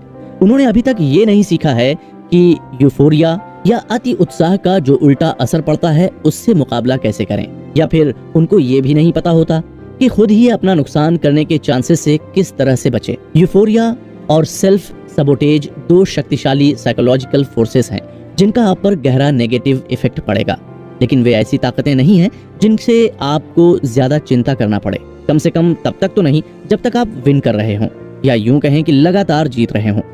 जब आप जीत रहे होते हैं तो ऐसी पॉसिबिलिटीज पर ध्यान कम जाता है और फिर यूफोरिया जैसी फीलिंग एक समस्या भी हो सकती है, ये तो आप बिल्कुल नहीं सोचेंगे। यूफोरिया या अति उत्साह के साथ दिक्कत ये है कि ये सुप्रीम कॉन्फिडेंस पैदा करता है, जिससे आपको लगने लगता है कि कुछ भी गड़बड़ हो ही नहीं सकता, ऑलमोस्ट अनथिंकेबल। दूसरी ओर सेल्फ सबोटेज की वजह से जो गलतियां होती हैं वो कुछ ऐसे कॉन्फ्लिक्ट पैदा करती हैं कि जैसे ट्रेडर्स विन करना डिजर्व भी करते हैं कि नहीं। जब आप जीत रहे होते हैं तब आप सबसे अधिक गलती करने वाले, ओवर ट्रेडिंग करने, बहुत बड़ी पोजीशन में एंटर करना, अपने ही रूल्स को तोड़ना या आम तौर पर इस तरह से काम करना जैसे कि आपके बिहेवियर पर कोई समझदारी या बाउंड्री की जरूरत ही नहीं है। हो सकता है कि आप ये भी सोचने लगें कि आप ही मार्केट के गुरु हैं, हालांकि मार्केट शायद ही कभी आपसे एग्री करे, और जब ये एग्री नहीं करता है तो हमें गहरी चोट लग जाती है। नुकसान और इमोशनल पेन आमतौर पर काफी सिग्निफिकेंट होते हैं। आप एक बूम एक्सपीरियंस करेंगे और उसके बाद एक इनएविटेबल बस्ट। जैसा कि इस एपिसोड की शुरुआत में कहा गया था कि इन ट्रेडर्स को कैसे कैटेगरी में बांटा जाता है, तो लेखक के मुताबिक अगर उन्हें ट्रेडर्स को उनके रिजल्ट्स के आधार पर कैटेगराइज करना होता तो वो उन्हें 3 कैटेगरी में रखते। सबसे छोटा ग्रुप, शायद एक्टिव ट्रेडर्स के 10% से भी कम, ये वो हैं जो कंसिस्टेंट विनर्स होते हैं। मामूली गिरावट के साथ उनके पास लगातार बढ़ती इक्विटी कर्व है। वे जो ड्रॉ डाउन एक्सपीरियंस करते हैं वो उस तरह के नॉर्मल नुकसान होते हैं जो किसी भी ट्रेडिंग मेथोडोलॉजी या सिस्टम को होता है। उन्होंने न केवल पैसा कमाना सीख लिया है बल्कि अब उन पर साइकोलॉजिकल फोर्स का कोई असर नहीं पड़ता है जो बूम एंड बस्ट साइकिल का कारण बनते हैं। इसके अलावा एक दूसरा ग्रुप भी है जिसमें 30 से 40% एक्टिव ट्रेडर्स शामिल होते हैं जो कंसिस्टेंट लूजर होते हैं। उनके इक्विटी कर्व कंसिस्टेंट विनर्स के कर्व्स के ठीक उल्टे होते हैं, जिसमें ज्यादातर लूजिंग ट्रेडर्स होते हैं और कभी कभार एक आध विनर ट्रेड भी होता है। भले ही वे कितने समय से ट्रेड कर रहे हों, इस ट्रेडिंग की दुनिया के बारे में ऐसा बहुत कुछ होता है जो उन्होंने नहीं सीखा है। उन्हें या तो नेचर ऑफ ट्रेडिंग के बारे में कोई इल्यूजन है या वो इससे इस तरह से एडिक्टेड हो जाते हैं कि उनके लिए विनर होना लगभग इम्पॉसिबल हो जाता है। और इन दोनों के अलावा जो लार्जेस्ट ग्रुप है जिसके अंदर बाकी के 40 से 50% एक्टिव ट्रेडर्स आते हैं वो हैं बूम एंड बस्टर्स। उन्होंने पैसा कमाना तो जैसे तैसे सीख लिया है, लेकिन उन्होंने ये नहीं सीखा है कि ट्रेडिंग स्किल्स एक बहुत ही बड़ी फील्ड है जिस पर उनको महारत हासिल करनी होगी अगर वो अपना कमाया हुआ पैसा बचाना चाहते हैं, या यूं कहिए कि वो अपनी कमाई गंवाना नहीं चाहते हैं। तो इस कारण उनकी इक्विटी कर्व आमतौर पर रोलर कोस्टर राइड्स की तरह दिखते हैं। एक अच्छी स्टीडी एसेंट या चढ़ाई के बाद एक खड़ी ड्रॉप ऑफ या गिरावट, फिर एक और अच्छा स्टीडी एसेंट, एक और खड़ी ड्रॉप ऑफ। उनकी ट्रेडिंग एक रोलर कोस्टर साइकिल की तरह लगातार चालू रहती है। इन 3 ग्रुपों के बारे में आपको सुनकर लग रहा होगा कि ऐसे ही थोड़े ना ग्रुप बन जाते हैं, लेकिन लेखक ने ये 3 ग्रुप बिना सोचे समझे ऐसे ही हवा में नहीं बना दिए हैं। उन्होंने कई अनुभवी ट्रेडर्स के साथ काम किया है जिन्होंने अनबिलीवेबल विनिंग स्ट्रीक्स एक साथ पाई हैं। कभी कभी महीनों निकल जाते हैं और एक भी दिन उन्हें लॉस नहीं होता है। लाइन से 15 या 20 विनिंग ट्रेड्स उनके लिए अनयूजुअल नहीं है, लेकिन बूम और बस्टर्स के लिए ये स्ट्रीक्स हमेशा एक ही तरह से भारी नुकसान में समाप्त होती हैं। ये नुकसान या तो यूफोरिया या सेल्फ सबोटेज का रिजल्ट होती हैं। यदि आप भी बूम एंड बस्ट साइकिल की इस तीसरी कैटेगरी में आते हैं तो इस पर ध्यान दें। यदि आप हर लूजिंग ट्रेड को फिर से कर सकते हैं जो एक गलती या लापरवाही का नतीजा था, अब आपके पास कितना पैसा होगा। इस बेसिस पर रिकैलकुलेट किए गए परिणाम के बाद अब आपका इक्विटी कर्व कैसा दिखेगा। लेखक का मानना है कि आप में से बहुत से लोग कंसिस्टेंट विनर्स के ग्रुप में आएंगे। अब इस बारे में सोचें कि जब आपका नुकसान हुआ तो उस समय आपका क्या रिएक्शन था? क्या आपने उनकी पूरी जिम्मेदारी ली थी? क्या आपने ये पहचानने की कोशिश की कि आप अपनी सोच या बिहेवियर या फिर अपना एटीट्यूड कैसे बदल सकते हैं? या फिर आपने बाजार की ओर देखा और सोचा कि आप क्या और कैसे कुछ सीख सकते हैं कि ऐसी घटना दोबारा ना होने पाए? जाहिर सी बात है, मार्केट का आपकी लापरवाही और ना ही आपके द्वारा की गई गलतियों से कोई लेना देना है, और ना ही मार्केट को इस बात से कोई लेना देना है कि आप ये पैसा डिजर्व करते हैं कि नहीं। ट्रेडर्स के लिए ये कॉन्सेप्ट मानना शायद सबसे कठिन में से एक है कि बाजार आपका एटीट्यूड या स्टेट ऑफ माइंड नहीं क्रिएट करता है। ये केवल एक मिरर की तरह काम करता है और वही दिखाता है जो आपके खुद के अंदर है। अगर आप कॉन्फिडेंट हैं, ऐसा इसलिए नहीं है कि मार्केट आपको ऐसा महसूस करा रहा है।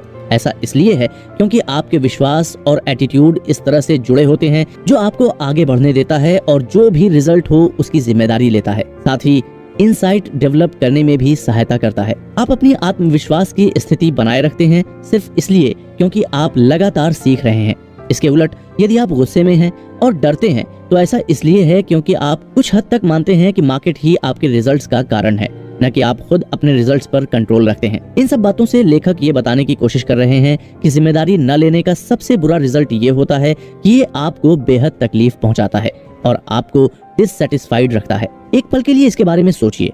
यदि आप अपने परिणामों के लिए जिम्मेदार नहीं हैं, तो आप मान लेंगे कि आपके पास सीखने के लिए कुछ नहीं है और आप जैसे हैं वैसे ही रह सकते हैं। ऐसी सोच के साथ आप आगे नहीं बढ़ेंगे और आप नहीं बदलेंगे, जिसके कारण आप घटनाओं को पहले की तरह समझेंगे और इसलिए उन्हें उसी तरह से जवाब देंगे और फिर वही खराब रिजल्ट प्राप्त करेंगे। या आप शायद ये भी मान लें कि आपकी समस्याओं का सॉल्यूशन और मार्केट नॉलेज प्राप्त करना है। सीखना हमेशा वर्चुअस होता है, लेकिन इस मामले में यदि आप अपने एटीट्यूड और पर्सपेक्टिव की जिम्मेदारी नहीं लेते हैं तो आप अपनी नॉलेज का गलत ढंग से इस्तेमाल कर रहे होंगे। इसे महसूस किए बिना आप अपनी नॉलेज का उपयोग जोखिम उठाने की जिम्मेदारी से बचने के लिए करेंगे। इस प्रोसेस में आप अंत में उन चीजों को क्रिएट करते हैं जिनसे आप बचने की कोशिश कर रहे हैं। ये आपको उसी दर्द और डिससैटिस्फैक्शन के एक साइकिल में घेरे रखेगा। हालांकि ब्लेम करने से एक ठोस लाभ मिलता है और वो ये कि आप जो चाहते थे और जो नहीं मिला उसके लिए आप मार्केट को जिम्मेदार ठहराते हैं। आप अपनी खुद की हार्श सेल्फ क्रिटिसिज्म से टेम्पररी रूप से खुद को बचा सकते हैं। आप सोच रहे होंगे टेम्परेरीली ही क्यों? लेखक ने टेम्परेरीली इसलिए कहा है क्योंकि आप जब जिम्मेदारी दूसरों पर डालते हैं तो आप उस एक्सपीरियंस से ही खुद को अलग कर लेते हैं जिससे आपको सीखने की जरूरत होती है। विनिंग एटीट्यूड की हमारी डेफिनेशन याद रखें। आपके एफर्ट्स की पॉजिटिव एक्सपेक्टेशन, इस एक्सेप्टेंस के साथ कि आपको जो भी रिजल्ट मिलते हैं वो आपके लेवल ऑफ डेवलपमेंट का सही रिफ्लेक्शन है और अपने आप को बेहतर करने के लिए आपको क्या सीखने की जरूरत है। यदि आप उस पेनफुल फीलिंग्स को ब्लॉक करने के लिए ब्लेम करते हैं तो ये अपने आप को कोसने की वजह से है। आपने जो कुछ किया है वो एक घाव पर एक इन्फेक्टेड बैंडेड लगा दिया है। आप चाहें तो ये कर सकते हैं जिससे आपको ये भी लगेगा कि आपने समस्या का सॉल्यूशन निकाल लिया है, लेकिन इतना समझ लीजिए कि वो समस्या केवल बाद में फिर से उभरने वाली है। जब वो समस्या दोबारा खड़ी होगी तब आप उसको बिल्कुल नहीं संभाल पाएंगे। ये सिर्फ इसलिए है क्योंकि आपने ऐसा कुछ भी नहीं सीखा है जिससे आप कुछ ऐसे इंटरप्रिटेशंस बना सकें जो आपको एक बेहतर और सेटिस्फाइंग एक्सपीरियंस देगा। इन्हीं सब कारण से अपने काम की रिस्पॉन्सिबिलिटी खुद लेना जरूरी है। साथ ही हमें मार्केट को कभी हल्के में नहीं आंकना चाहिए, बल्कि उसको लगातार पढ़ते रहना चाहिए जिससे हम उसका आकलन ठीक तौर पर कर पाएं। अगर आपने इन चीजों पर अमल कर लिया और साथ ही अपने अंदर विनिंग एटीट्यूड ले आए तो क्या पता आप भी उन 10% की कैटेगरी में आ जाएं जो कंसिस्टेंट विनर्स कहलाते। Dynamics of perception. पिछले अध्याय में आपने जाना कि कितने टाइप की कैटेगरी होती है और कैसे आप अपने अंदर विनिंग एटीट्यूड लाकर एक विनर बन सकते हैं। इस अध्याय में हम आपको बताएंगे कि कैसे ट्रेडिंग में परसेप्शन भी एक रोल प्ले करता है।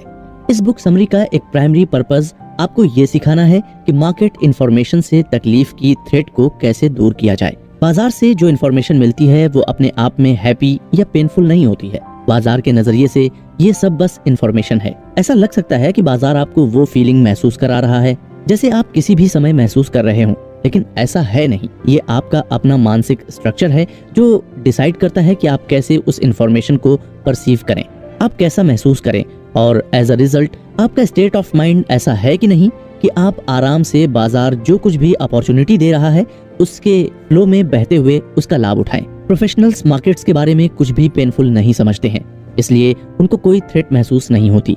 अगर कोई खतरा नहीं है तो बचाव की भी कोई जरूरत नहीं है, जिसके कारण उनके कॉन्शियस या सबकॉन्शियस डिफेंस मैकेनिज्म को अलर्ट रहने के लिए कोई कारण नहीं है। यही कारण है कि प्रोफेशनल वो सब चीजें देख सकते हैं और कर सकते हैं जो हर किसी को रहस्यमय लगती है। वे फ्लो में हैं क्योंकि वे एक अवसर की लिमिटलेस फ्लो को एक्सपीरियंस कर रहे हैं, और जब वे फ्लो में नहीं होते हैं तो सबसे बेहतरीन लोग उस फैक्ट को पहचान सकते हैं और फिर या तो वापस स्केलिंग करके या बिल्कुल भी ट्रेडिंग न करके उसको कंपनसेट करने की कोशिश करते हैं। यदि आपका एम प्रोफेशनल की तरह ट्रेडिंग करना है तो आपको बाजार को एक ऑब्जेक्टिव नजरिए से देखने की काबिलियत होनी चाहिए। आपको बिना किसी रेजिस्टेंस या हेजिटेशन के काम करने में सक्षम होना चाहिए, लेकिन ओवर कॉन्फिडेंस या यूफोरिया में डूब कर नहीं, बल्कि कुछ हद तक अपने ऊपर पॉजिटिव रेस्ट्रेन रखकर। इसे ब्रीफली कहें तो आपका ऑब्जेक्टिव है मन की एक ऐसी यूनिक स्थिति क्रिएट करना जिसे एक ट्रेडिंग मेंटालिटी कहा जा सकता है। जब आप इसे पूरा कर लेंगे तो एक ट्रेडर के सक्सेस के बारे में बाकी सब कुछ ठीक हो जाएगा। अब आपके मन में यह सवाल आ रहा होगा कि इस गोल को कैसे पूरा करूं? तो उसके लिए लेखक ने आपको उस गोल को पाने में आपकी मदद करने के लिए बाजार के साथ अपने संबंधों को फिर से डिफाइन करने का एक तरीका दिया है। ऐसी इंफॉर्मेशन जिसके कारण से कुछ भी रिस्क के रूप में देखने की बहुत कम या कोई पॉसिबिलिटी ना हो। रीडिफाइन से उनका मतलब है कि आपके पर्सपेक्टिव को बदलने और एक मेंटल स्ट्रक्चर से बाहर निकलने से है जो आपका ध्यान अवेलेबल अपॉर्चुनिटीज पर फोकस करे, न कि आपके अंदर के इमोशनल पेन को। इसके लिए सबसे पहले हमें अपने मेंटल सॉफ्टवेयर को डीबग करना होगा। दूसरे शब्दों में हम चाहते हैं कि हमारे मानसिक सॉफ्टवेयर कोड में से बग्स निकल जाएं और हमारा दिमाग ठीक हो जाए। इस काम को इफेक्टिवली करने के लिए नेचर ऑफ मेंटल स्ट्रेटजी की समझ की आवश्यकता होगी, और आप इस एनर्जी का उपयोग बाजार की इंफॉर्मेशन के लिए एक अनवांटेड नेगेटिव इमोशनल रिस्पॉन्स पैदा करने वाले पर्सपेक्टिव को बदलने के लिए कैसे क्या कर सकते हैं, इस पर फोकस करेंगे। सबसे पहले बात करते हैं एक कॉज एंड इफेक्ट रिलेशनशिप की, जो हमारे और बाकी सभी चीजें जो एक्सटर्नल एनवायरनमेंट में मौजूद हैं, कॉन्सिक्वेंटली एक्सटर्नल फोर्सेस के साथ हमारे एनकाउंटर वो क्रिएट करता है, जिसे लेखक ने हमारे दिमाग के अंदर एनर्जी स्ट्रक्चर्स का नाम दिया है।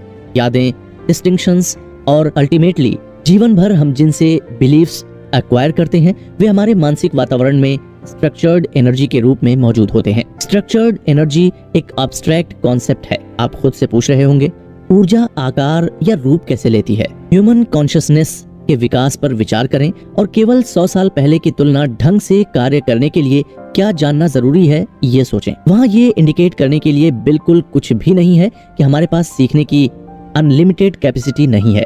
बस डिफरेंस इतना सा है कि जितना आज के समय में हम अवेयर हैं, अगर उतना अवेयर कोई 100 साल पहले होता तो उसका दिमाग हिल जाता। तो अपने दिमाग की इस कैपेसिटी का हमें भरपूर फायदा उठाना चाहिए। एसोसिएशन की ताकत। पिछले अध्याय में हमने आपको ये बताया कि ट्रेडिंग में सब कैसे परसेप्शन का खेल है। अब इस अध्याय में हम आपको बताएंगे कि कैसे एसोसिएशन की ताकत ट्रेडिंग में और आपकी पर्सनल जिंदगी में भी कैसे सहायता करती है। फॉर एग्जाम्पल, मान लीजिए कि एक बच्चा जो पहली बार किसी डॉगी के पास जाता है और यदि वो डॉगी उस बच्चे पर भौंक देता है तो जाहिर सी बात है कि उस बच्चे के मन में एक डर बैठ जाएगा और वो जिंदगी भर डॉगी से डरेगा, क्योंकि उसका पहला एक्सपीरियंस खराब हुआ था। लेकिन क्या ये सही है कि किसी एक खराब एक्सपीरियंस से हम जिंदगी भर एक चीज से डरते रहें? इस एग्जाम्पल की तरह ट्रेड की दुनिया भी है, जहाँ कुछ ट्रेड हमें खराब एक्सपीरियंस देंगे, परंतु इसका ये मतलब नहीं है कि हम ट्रेड करना ही छोड़ दें। मार्केट केवल न्यूट्रल पर्सपेक्टिव से इंफॉर्मेशन क्रिएट करता है, साथ ही ये ऑब्जर्वर यानी आपको अपनी ओर से कुछ करने की एक नीडलेस अपॉर्चुनिटी देता है। यदि आप उस सेकंड में जो देख रहे हैं उसके कारण आपको डर लगता है तो अपने आप से ये प्रश्न पूछिए, क्या ये इंफॉर्मेशन वाकई खतरनाक है या आप बस पिछले एक्सपीरियंस के इन्फ्लुएंस की वजह से घबरा रहे हैं? इसे यूं भी कह सकते हैं कि आप वही देख रहे हैं जो आपका खुद का स्टेट ऑफ माइंड रिफ्लेक्ट कर रहा है। ये कॉन्सेप्ट एक्सेप्ट करना बहुत मुश्किल है, तो चलिए आपको इस पॉइंट को क्लियर करने के लिए एक एग्जांपल देते हैं। एक सिनेरियो या सिचुएशन इमेजिन सेट करें जहां आपके अपने आखिर के 2 या 3 ट्रेड लॉस में थे। आप बाजार स्टडी कर रहे हैं और आप जो वेरिएबल यूज करते हैं वो इंडिकेट कर रहे हैं कि एक अपॉर्चुनिटी वर्तमान में मौजूद है। तुरंत ट्रेड एग्जीक्यूट करने के बजाय आप संकोच करते हैं। आपको ये ट्रेड बहुत जोखिम भरा लगता है, इतना जोखिम भरा कि आप अपने से सवाल करना शुरू करते हैं कि क्या ये वाकई एक सिग्नल है जिसके कारण आप अपनी सोच को ही क्वेश्चन करने लगते हैं। आप ऐसी इंफॉर्मेशन ढूंढने लगते हैं जिससे ये साबित हो जाए कि ये ट्रेड काम क्यों नहीं करेगा। ये ऐसी इंफॉर्मेशन है जिस पर आप नॉर्मली ध्यान नहीं देंगे, और ये डेफिनेटली ऐसी इंफॉर्मेशन नहीं है जो आपकी ट्रेडिंग मेथोडोलॉजी का हिस्सा है। इस बीच बाजार चल रहा है। अनफॉर्चुनेटली ये आपकी ओरिजिनल एंट्री पॉइंट से दूर जा रहा है, जिस पॉइंट पर आप टारगेट में शामिल हो जाते यदि आप हेजिटेट नहीं करते। अब आप में कॉन्फ्लिक्ट पैदा हो गया है, क्योंकि आप अभी भी ट्रेड करने जा रहे हैं और विनिंग ट्रेड को खो देने का ख्याल पेनफुल है। साथ ही बाजार आपके एंट्री पॉइंट से दूर होता जा रहा है, तो पार्टिसिपेट करने का जो जोखिम है उसका मनी वैल्यू बढ़ने लगता है। आपके मन के अंदर टग ऑफ वॉर तेज हो जाती है। आप चूकना भी नहीं चाहते हैं, लेकिन आप खुद को बर्बाद होते हुए भी नहीं देखना चाहते हैं। आखिर में आप कुछ नहीं करते हैं, क्योंकि आप अपनी दुविधा या कॉन्फ्लिक्ट के कारण पैरालाइज्ड हैं। आप अपने आप को ये बताकर अपनी इमोबिलिटी या कुछ न करना जस्टिफाई कर लेते हैं कि बाजार का पीछा करना बहुत जोखिम भरा है, जबकि आप बाजार की हर चाल पर तड़पते हैं, क्योंकि आपको दिख रहा है कि आपने एक अच्छे विनिंग ट्रेड को मिस कर दिया है। यदि इस सिनेरियो से आप रिलेट कर पा रहे हैं तो आप अपने आप से पूछें कि जिस समय आप हेजिटेट कर रहे थे, क्या आप ये समझ रहे थे कि मार्केट क्या अवेलेबल कर रहा है, या आपके दिमाग में जो डर था आपको वो उस हिसाब से दिख रहा था। मार्केट ने आपको सिग्नल दिया, लेकिन आपने उस सिग्नल को एक ऑब्जेक्टिव या पॉजिटिव पर्सपेक्टिव से नहीं देखा। आपने इसे एक अपॉर्चुनिटी की तरह नहीं देखा, एक ऐसी अपॉर्चुनिटी जिससे आप विनिंग या पैसा कमाने से मिलने वाली पॉजिटिव फीलिंग एक्सपीरियंस कर सकते थे। हालांकि ये ठीक वही चीज थी जो मार्केट आपको अवेलेबल कर रहा था। देखा जाए तो आपने खुद अपने पैर पर कुल्हाड़ी मार ली। जरा इसके बारे में एक पल के लिए सोचें। अगर ये सिनेरियो बदल दिया जाए कि आपके पिछले 2 या 3 ट्रेड लूजिंग होने के बजाय विनिंग होते, तो तब क्या आपने सिग्नल को अलग तरीके से देखा होता? क्या आप उस सिग्नल को पिछले सिनेरियो के कंपैरिजन में इसे एक बेटर विनिंग अपॉर्चुनिटी की तरह रिसीव करेंगे? अगर आपको लाइन से 3 विनर्स मिले होते, तो तब क्या आप उस ट्रेड को करने में हेजिटेट करेंगे? बिल्कुल नहीं, है ना? हेजिटेट करना तो दूर की बात है। यदि आप ज्यादातर ट्रेडर्स की तरह हैं, तो आप शायद लोड बढ़ाने पर ध्यान दे रहे होंगे। हर एक स्थिति में मार्केट ने एक ही सिग्नल दिया, लेकिन पहले सिनेरियो में आपकी स्टेट ऑफ माइंड नेगेटिव और फियर बेस्ड थी, और आपने फेलियर की चांस पर फोकस किया। यही कारण था कि जिससे आप हेजिटेट कर गए। दूसरे सिनेरियो में आपने शायद ही कोई जोखिम महसूस किया हो। आपने भी सोचा होगा कि बाजार एक सपने को साकार कर रहा था, जिस कारण इस सिनेरियो में ट्रेड करना आसान बन गया। बल्कि ऐसे में आप झट से जरूरत से ज्यादा पैसा लगाने को तैयार हो जाएंगे। यदि आप इस फैक्ट को एक्सेप्ट करें कि बाजार पॉजिटिव या नेगेटिव रूप से चार्ज की गई इंफॉर्मेशन नहीं देता है, ये पॉजिटिव या नेगेटिव चार्ज आपके अपने दिमाग में है, और ये इस बात का असर है कि आप इस इंफॉर्मेशन को किस तरह से प्रोसेस करते हैं। दूसरे शब्दों में कहें तो मार्केट आपको फेलियर और पेन या विन और हैप्पीनेस पर फोकस नहीं करता है। इंफॉर्मेशन को पॉजिटिव या नेगेटिव क्वालिटी हमारे अनकॉन्शियस मेंटल प्रोसेस का प्रोडक्ट है। हमारा दिमाग लगातार जो हमारे बाहर है, यानी सूचना को किसी ऐसी चीज से जोड़कर देखता है जो पहले से ही हमारे मन में मौजूद है, यानी जो हम पहले से जानते हैं, जिससे ऐसा लगता है कि जैसे बाहरी सर्कमस्टांसेस और मनी डिस्टिंक्शंस या बिलीफ के साथ ये सर्कमस्टांसेस बिल्कुल वैसी ही जुड़ी हुई हैं। एज अ रिजल्ट, पहले सिनेरियो में यदि आप 2 या 3 लूजिंग ट्रेड से बाहर आ रहे हों, तो जो अगला सिग्नल मार्केट आपको देता है कि एक अपॉर्चुनिटी है, लेकिन आपको ये अपॉर्चुनिटी ज्यादा रिस्की लगेगी। आपका मन ऑटोमेटिकली और अनजाने में ही आपके सबसे रिसेंट ट्रेडिंग एक्सपीरियंस के साथ जुड़ रहा है, यानी नाउ मोमेंट के साथ। ये लिंक आपको लूज करने के पेन की याद दिला देता है और आपके मन में एक फियरफुल स्टेट पैदा कर देता है। इससे क्या होता है? आपको जो इन्फॉर्मेशन मिल रही है उसे आप एक नेगेटिव पर्सपेक्टिव से परसीव करते हैं। ऐसा लगता है जैसे मार्केट आपको थ्रेटनिंग इन्फॉर्मेशन दे रहा है, तो जाहिर है आपकी हिचकिचाहट जस्टिफाइड है। दूसरे सिनेरियो में वही प्रोसेस आपको उस स्थिति को कुछ ज्यादा ही पॉजिटिव पर्सपेक्टिव से देखने का कारण बनती है, क्योंकि आप 3 विनिंग स्ट्रीक से बाहर आ रहे हैं। नाउ मूवमेंट और पिछले 3 ट्रेडों के उत्साह के बीच संबंध एक यूफोरिक स्टेट ऑफ माइंड बनाता है। आपको ऐसा लगता है जैसे ये बाजार आपको रिस्कलेस मौका फराहम कर रहा हो। इससे होता क्या है कि ये आपको ओवर कमिट या अपनी लिमिट से ज्यादा ट्रेड करने को सही ठहराता है। पहले भी लेखक मार्क डगलस ने कहा था कि बहुत से मेंटल पैटर्न जो ट्रेडर्स को हारने और गलतियां करने का कारण बनते हैं, वे इतने साफ और गहरे हैं कि हमें ये एहसास भी नहीं होगा कि हम अपने सोचने के ढंग के कारण लगातार सफल नहीं हो रहे हैं। उस कंसिस्टेंसी को पाने में तीनों समझना, कॉन्शियसली अवेयर होना और फिर सीखना कि मन को कैसे दरकिनार किया जाए का बड़ा हाथ है। आपको ऐसा स्टेट ऑफ माइंड का विकास करना होगा और उस स्टेट को बनाए रखना होगा जो ट्रेड के अवसर या फ्लो को पहचान ले और ओवर कॉन्फिडेंस के कारण होने वाली समस्याओं के कारण कोई थ्रेट ऑफ पेन न महसूस करे। इसके लिए ये जरूरी है कि आप एसोसिएशन प्रोसेस पर अपना कॉन्शियस कंट्रोल बनाए रखें। इस कंट्रोल पर जिसने महारत हासिल कर ली वो अपने आप ही एक अच्छा ट्रेडर बन जाएगा। आपने अपने ऊपर तो नियंत्रण पा लिया, पर मार्केट तो अभी भी अनस्टेबल ही है। मार्केट किस तरह से अनस्टेबल और अनसर्टेन होती है और कैसे आपको इसके अनुसार ढालना हो। मार्केट में रिस्क और अनसर्टेनिटी। बुक समरी के इस अध्याय में हम आपको बताएंगे कि ट्रेडिंग की दुनिया में एक ट्रेडर के लिए कितनी अनस्टेबल और अनसर्टेनिटी होती है और कैसे ट्रेडर को इसका एक पर्सपेक्टिव रखना पड़ता है। ज्यादातर किसी भी ट्रेडिंग सिचुएशन में एक स्पेसिफिक ट्रेडर जोखिम की उसके सबसे रिसेंट के 2 या 3 ट्रेडों की आउटकम के कारण एक पर्सपेक्टिव बन जाता है। दूसरी ओर सबसे अच्छे ट्रेडर्स पर उनके लास्ट आउटकम का कोई असर नहीं पड़ता है, चाहे फिर वो पॉजिटिव हो या नेगेटिव। यहाँ तक कि उनके पिछले कई ट्रेड का भी असर नहीं होता है। तो वे किसी भी ट्रेडिंग सिचुएशन के रिस्क परसेप्शन को अपने पर्सनल और साइकोलॉजिकल वेरिएबल के बारे में सोचकर नहीं बनाते हैं। ये एक बहुत बड़ा साइकोलॉजिकल गैप है जो आगे बढ़कर आपको ये विश्वास दिला देता है कि बेस्ट ट्रेडर्स के दिमाग में इनहेरेंट डिजाइन क्वालिटीज होते हैं जो इसके लिए जिम्मेदार होती हैं। लेकिन लेखक का कहना है कि ऐसा नहीं है। उनके मुताबिक पिछले 18 वर्षों में जिस भी ट्रेडर के साथ उन्होंने काम किया है उनके पास यही सीखा था कि नाउ मोमेंट अपॉर्चुनिटी फ्लो में ठीक से फोकस्ड रहने के लिए उन्होंने अपने दिमाग को ट्रेन किया है।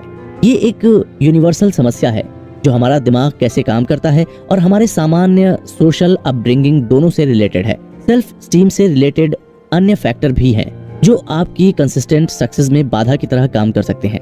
लेकिन अब हम जिस पर चर्चा करने जा रहे हैं वो आपके लिए सबसे महत्वपूर्ण और फंडामेंटल बिल्डिंग ब्लॉक है एक ट्रेडर के रूप में सफल होने के लिए। ट्रेडिंग की नेचर की कोई सीक्रेट जैसी कोई चीज है तो ये है कि पहला कि एक ट्रेडर को बिना किसी डर या ओवर कॉन्फिडेंस के साथ ट्रेड करने की एबिलिटी। दूसरा ये है कि बाजार अपने पर्सपेक्टिव से क्या ऑफर कर रहा है उसे समझना। और तीसरा और सबसे जरूरी, अपना दिमाग हमेशा अभी के मोमेंट या नाउ मोमेंट अपॉर्चुनिटी फ्लो में पूरी तरह से केंद्रित रहें। चौथा और आखिरी, स्पॉन्टेनियस रूप से जोन में प्रवेश करें।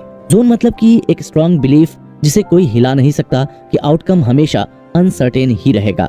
बेस्ट ट्रेडर उस पॉइंट तक इवॉल्व हो जाते हैं जहां वे बिना किसी संदेह या इंटरनल कॉन्फ्लिक्ट के इस बात पर विश्वास करते हैं कि कुछ भी हो सकता है, एनीथिंग कैन हैपन। उनका अनसर्टेनिटी पर इतना शक्तिशाली विश्वास होता है कि ये वास्तव में उनके दिमाग को नाउ मोमेंट से जुड़ने से रोकती है और उनके सबसे रिसेंट ट्रेडों के रिजल्ट्स का असर नहीं आने देते हैं। इस एसोसिएशन को नजरअंदाज कर वे अपने दिमाग को अनरियलिस्टिक और उन फिक्स्ड उम्मीदों से, जैसे कि बाजार कैसा होगा, उससे मुक्त रख पाते हैं। उस तरह की अनरियलिस्टिक उम्मीदें पैदा करने के बजाय जो अक्सर इमोशनल और फाइनेंशियल पेन देती है, उन्होंने मार्केट जो भी अपॉर्चुनिटीज दे उसको फायदा उठाने के लिए खुद को उपलब्ध कराना सीख लिया है। मार्केट जब भी जो भी अवसर प्रदान कर सकता है उसका लाभ उठाना सीख लिया है। अपने आप को उपलब्ध बनाना एक ऐसा पर्सपेक्टिव है जिसे आप समझते हैं कि जिस फ्रेमवर्क से आप इंफॉर्मेशन को समझ रहे हैं वो जो ऑफर के हिसाब से काफी लिमिटेड है। हमारा दिमाग ऑटोमेटिकली हर उस अवसर को परसीव नहीं करता जो किसी भी समय हमारे सामने आता है। इस अनसर्टेनिटी और अनस्टेबिलिटी के अलावा अगर हम ट्रेडर की बात करें तो बहुत कम लोग जो ट्रेडिंग करने का निर्णय लेते हैं वे कभी समय लेते हैं या यह सोचने की कोशिश करते हैं कि एक ट्रेडर होने का मतलब क्या है। ट्रेडिंग में जाने वाले ज्यादातर लोग सोचते हैं कि एक ट्रेडर होने का मतलब एक अच्छा मार्केट एनालिस्ट होना है। जैसा कि लेखक ने पहले भी कहा है कि यह सच्चाई से एकदम परे है। गुड मार्केट एनालिसिस डेफिनेटली किसी भी सफलता में योगदान दे सकता है, लेकिन ये ज्यादातर ट्रेडर्स के लिए इतना ध्यान और महत्व के लायक नहीं है कि जितना इसको इम्पोर्टेंस दिया जाता है। मार्केट बिहेवियर पैटर्न्स के अलावा बहुत कुछ ही यूनिक साइकोलॉजिकल कैरेक्टरिस्टिक्स हैं। ये इन साइकोलॉजिकल कैरेक्टरिस्टिक्स का नेचर है जो ये डिसाइड करती हैं कि किसी को कैसा होना चाहिए मार्केट एनवायरनमेंट में ढंग से काम करने के लिए। ऐसे वातावरण में इफेक्टिवली काम करना जिसके सभी गुण, ट्रेड्स या विशेषताएं उन सब से फर्क जिसकी हमें आदत है, तो हमें अपने सोचने के ढंग में कुछ एडजस्टमेंट या चेंजेस करने की आवश्यकता होती है। फॉर एग्जाम्पल, यदि आप कुछ ऑब्जेक्टिव्स पाने के लिए किसी विदेशी स्थान की यात्रा करना चाहते हैं तो पहली चीज जो आप करेंगे वो है लोकल ट्रेडिशंस और रीति रिवाजों से खुद को परिचित करना। ऐसा करने से आप उन तरीकों को सीखेंगे जिससे उस वातावरण में सफलतापूर्वक काम करने के लिए आपको अडॉप्ट करना होगा। ट्रेडर्स अक्सर इस फैक्ट को अनदेखा करते हैं कि लगातार सफल ट्रेडर बनने के लिए उन्हें अडॉप्ट करना पड़ सकता है। इसके लिए दो कारण हैं। पहला ये है कि विनिंग ट्रेड करने के लिए आपको किसी भी टाइप के स्किल की आवश्यकता नहीं है। ज्यादातर ट्रेडर्स को तकलीफ भरे कई साल लग जाते हैं ये समझने या एक्सेप्ट करने में कि कंसिस्टेंट होने के लिए कभी कभार एक विनर पिक कर लेना काफी नहीं होता। दूसरा कारण ये है कि आपको ट्रेड करने के लिए कहीं भी ट्रेवल करने की जरूरत नहीं है। आपको बस एक फोन की जरूरत है। आपको सुबह बिस्तर से उठना भी जरूरी नहीं है। यहाँ तक कि किसी ऑफिस से ट्रेड करने वाले ट्रेडर्स को भी अपने ट्रेड को चालू या बंद करने के लिए ऑफिस में होने की आवश्यकता नहीं है, क्योंकि हम अपने पर्सनल एनवायरनमेंट से ही मार्केट से इंटरेक्ट कर सकते हैं। तो हमें ऐसा लगता है कि ट्रेडिंग के लिए किसी ज्यादा बड़े एडाप्टेशन की आवश्यकता नहीं होगी। कुछ हद तक आप शायद पहले से ही ट्रेड की प्रकृति के बारे में कई फंडामेंटल ट्रुथ्स जानते और समझते हैं, लेकिन किसी के बारे में अवेयरनेस, किसी प्रिंसिपल, इंसाइट या कॉन्सेप्ट की समझ होने का मतलब ये नहीं है कि आप में एक्सेप्टेंस और बिलीफ है। जब कुछ भी वास्तव में स्वीकार किया गया है तो वो हमारे मेंटल एनवायरनमेंट के किसी अन्य कंपोनेंट के साथ कॉन्फ्लिक्ट में नहीं है।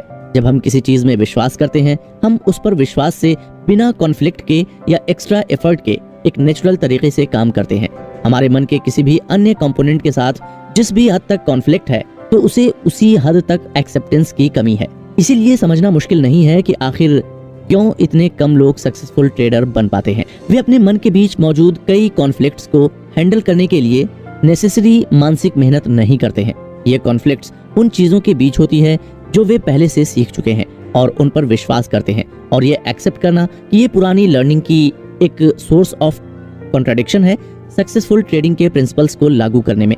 मार्केट में आना और free flowing state of mind का ट्रेडिंग के लिए फायदा उठाने के लिए ये जरूरी है कि वो कॉन्फ्लिक्ट पूरी तरह रिजॉल्व किए जाएं। इस सारांश के इस अध्याय में हमने जाना कि मार्केट में अनसर्टेनिटी और अनस्टेबिलिटी के बावजूद भी ट्रेडर कैसे सफल बन सकते। प्रोबेबिलिटीज का खेल। इस अध्याय में हम जानेंगे कि आखिर एक ट्रेडर के लिए प्रोबेबिलिटीज इतनी इंपॉर्टेंट क्यों होती हैं और इसका ट्रेडर कैसे इस्तेमाल करते हैं। सबसे पहले तो यही जानना जरूरी है कि प्रोबेबिलिटीज में सोचने का रियलिटी में क्या मतलब है और किसी ट्रेडर की लगातार सफलता के लिए ये इतना आवश्यक क्यों है। यदि आप इस अंतिम सेंटेंस को एनालाइज करते हैं तो आप देखेंगे कि लेखक ने कंसिस्टेंसी को प्रोबेबिलिटीज पर बेस्ड बताया है। ये एक कंट्राडिक्शन की तरह लगता है। कोई कैसे उस इवेंट से कंसिस्टेंट आउटकम दे सकता है जिसका अनिश्चित प्रोबेबल आउटकम है। इसको समझने के लिए हमें बस इतना करना है कि हमें गैम्बलिंग इंडस्ट्री को देखना है।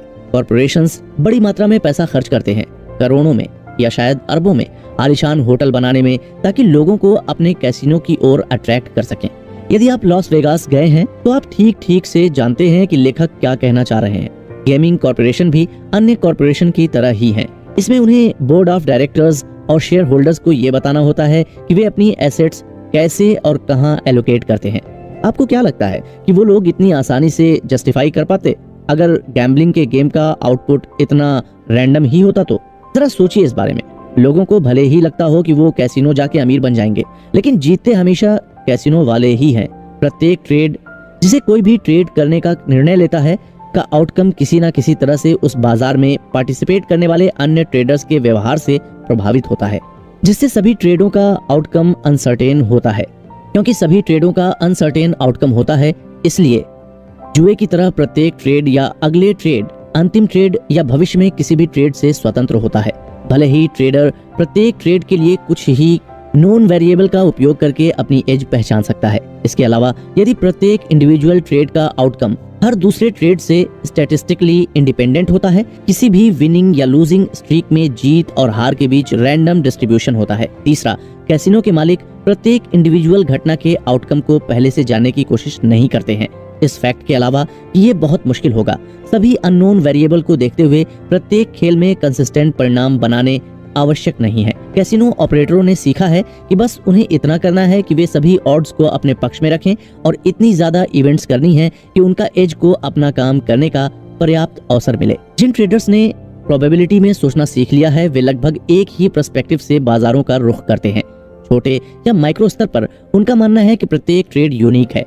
वे क्या समझते हैं ट्रेड की नेचर के बारे में कि किसी भी समय बाजार बिल्कुल एक पिछले चार्ट जैसा दिख सकता है और जो ज्योमेट्रिक मेजरमेंट्स और मैथमेटिकल कैलकुलेशन अलग अलग एज को समझने के लिए बिल्कुल समान हो सकती हैं, लेकिन मार्केट में एक्चुअल कंसिस्टेंसी कभी भी समान नहीं होती है। किसी विशेष पैटर्न के लिए अब बिल्कुल वैसा ही होना चाहिए जैसा कि किसी पिछले पल में था, तभी मुमकिन है अगर उस पिछले पल में पार्टिसिपेट करने वाला प्रत्येक ट्रेडर मौजूद हो। ऐसा होने की संभावना इम्पॉसिबल है। ये अत्यंत महत्वपूर्ण है कि आप इस फेनोमेना को समझें, क्योंकि आपके ट्रेड के लिए साइकोलॉजिकल इफेक्ट अधिक महत्वपूर्ण हो सकते हैं। Defining the terms. इस अध्याय में हम आपको बताएंगे कि ऐसी कौन सी चीजें हैं जो हमें अपने ट्रेडिंग के नाउ मोमेंट पर एक्ट करने से रोकती हैं। क्या वो हमारा डर है? तो हमारे डर का स्रोत क्या है? हम अब ये जानते हैं कि हमारे डर का स्रोत मार्केट नहीं है। हम जान सकते हैं कि हमारे पास एक स्पेसिफिक योजना है कि यदि कोई ट्रेड काम करता है तो हम कैसे लाभ लेने जा रहे हैं। परंतु बात यही है, अगर हम सोचते हैं कि हम जानते हैं कि बाजार क्या करने जा रहा है तो हम मुश्किल में हैं।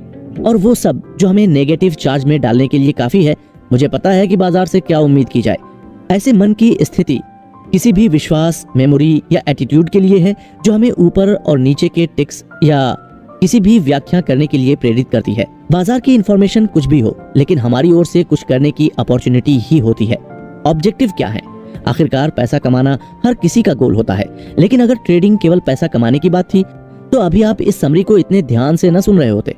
विनिंग ट्रेड या यहाँ तक कि विनिंग ट्रेड की इस स्ट्रीक के लिए बिल्कुल भी किसी स्किल की जरूरत नहीं होती है। दूसरी ओर कंसिस्टेंट रिजल्ट्स और हमने जो बनाया है उसे बनाए रखने के लिए स्किल चाहिए। कंसिस्टेंटली पैसा बनाने के लिए कुछ मेंटल स्किल पाने और महारत हासिल करने का बाय प्रोडक्ट है। जिस हद तक आप समझें कि ये वही हद है जिस पर आप पैसे पर ध्यान देना बंद कर देंगे और इसके बजाय ध्यान इन स्किल्स में महारत हासिल करने के लिए आप अपने ट्रेडिंग को एक टूल के रूप में कैसे यूज कर सकते हैं उस पर फोकस करेंगे। स्किल्स क्या है? कंसिस्टेंसी एक carefree objective state of mind का परिणाम है, जहां बाजार हमें जो कुछ भी ऑफर कर रहा है उसे देखने और उस पर एक्ट करने के लिए खुद को उपलब्ध कराना और किसी भी नाउ मोमेंट में काम करना है। एक केयरफ्री मन की स्थिति क्या है? केयरफ्री का मतलब है कॉन्फिडेंस, लेकिन अति उत्साह नहीं। जब आपके मन की केयर फ्री स्थिति हो तो आपको कुछ भी करने में कोई डर, झिझक या मजबूरी महसूस नहीं होगी, क्योंकि आपने बाजार की इंफॉर्मेशन को खतरे के रूप में डिफाइन और इंटरप्रेट करना एलिमिनेट कर दिया है। लेकिन इस खतरे की भावना को दूर करने के लिए आपको जोखिम को पूरी तरह से एक्सेप्ट करना होगा। जब आपने जोखिम एक्सेप्ट कर लिया है, आप किसी भी आउटकम के साथ शांति से रहेंगे। किसी भी आउटकम के साथ शांति से रहने के लिए आपको खुद ही रिकंसाइल करना होगा। इसके अलावा आपको इन सच्चाइयों को अपनी मानसिक सिस्टम में कोर विश्वासों के रूप में इंटीग्रेट करना होगा। ऑब्जेक्टिविटी क्या है? ऑब्जेक्टिविटी मन की ऐसी अवस्था है जहां आपकी हर चीज के प्रति कॉन्शियस पहुंच होती है, जहां आपने बाजार की नेचर ऑफ मूवमेंट के बारे में जान लिया है। दूसरे शब्दों में, आपके पेन अवॉइडेंस मैकेनिज्म कुछ भी ब्लॉक या चेंज नहीं कर रहे हैं। खुद को उपलब्ध कराने का क्या मतलब है? स्वयं को उपलब्ध कराने का मतलब है कि ऐसे कॉन्शियस तरीके से ट्रेड करना कि आप कुछ साबित करने की कोशिश नहीं कर रहे हैं। आप जीतने या हारने से बचने की कोशिश नहीं कर रहे हैं। आप न ही अपने पैसे वापस पाने या बाजार से बदला लेने की कोशिश कर रहे हैं। दूसरे शब्दों में, आप बाजार में आते हैं, इसके अलावा कोई एजेंडा नहीं है कि इसे किसी भी तरह से अनफोल्ड होने दें और आपके लिए उपलब्ध अवसरों को पहचानने और उनका लाभ उठाने के लिए मन की सबसे अच्छी स्थिति में रहें। नाउ मोमेंट क्या है? नाउ मोमेंट में ट्रेडिंग करने का मतलब है कि कोई भी पोटेंशियल नहीं है। किसी पिछले अनुभव के साथ ट्रेड में शामिल होने, बाहर निकलने, ऐड या किसी ट्रेड से अलग होने का पास्ट एक्सपीरियंस जो आपके मानसिक वातावरण में पहले से मौजूद है। इसके साथ ही फंडामेंटल ट्रूथ और स्किल्स भी एक दूसरे से जुड़े हुए हैं। अब आपके मन में होगा कि वो कैसे? लेखक ने 4 पॉइंट्स बताए हैं जिससे आपको ये भी यकीन हो जाएगा कि ये दोनों चीजें एक दूसरे से रिलेटेड हैं। पहला कि कुछ भी हो सकता है। क्यों? क्योंकि हर बाजार में हमेशा अननोन ताकतें ऑपरेट करती रहती हैं।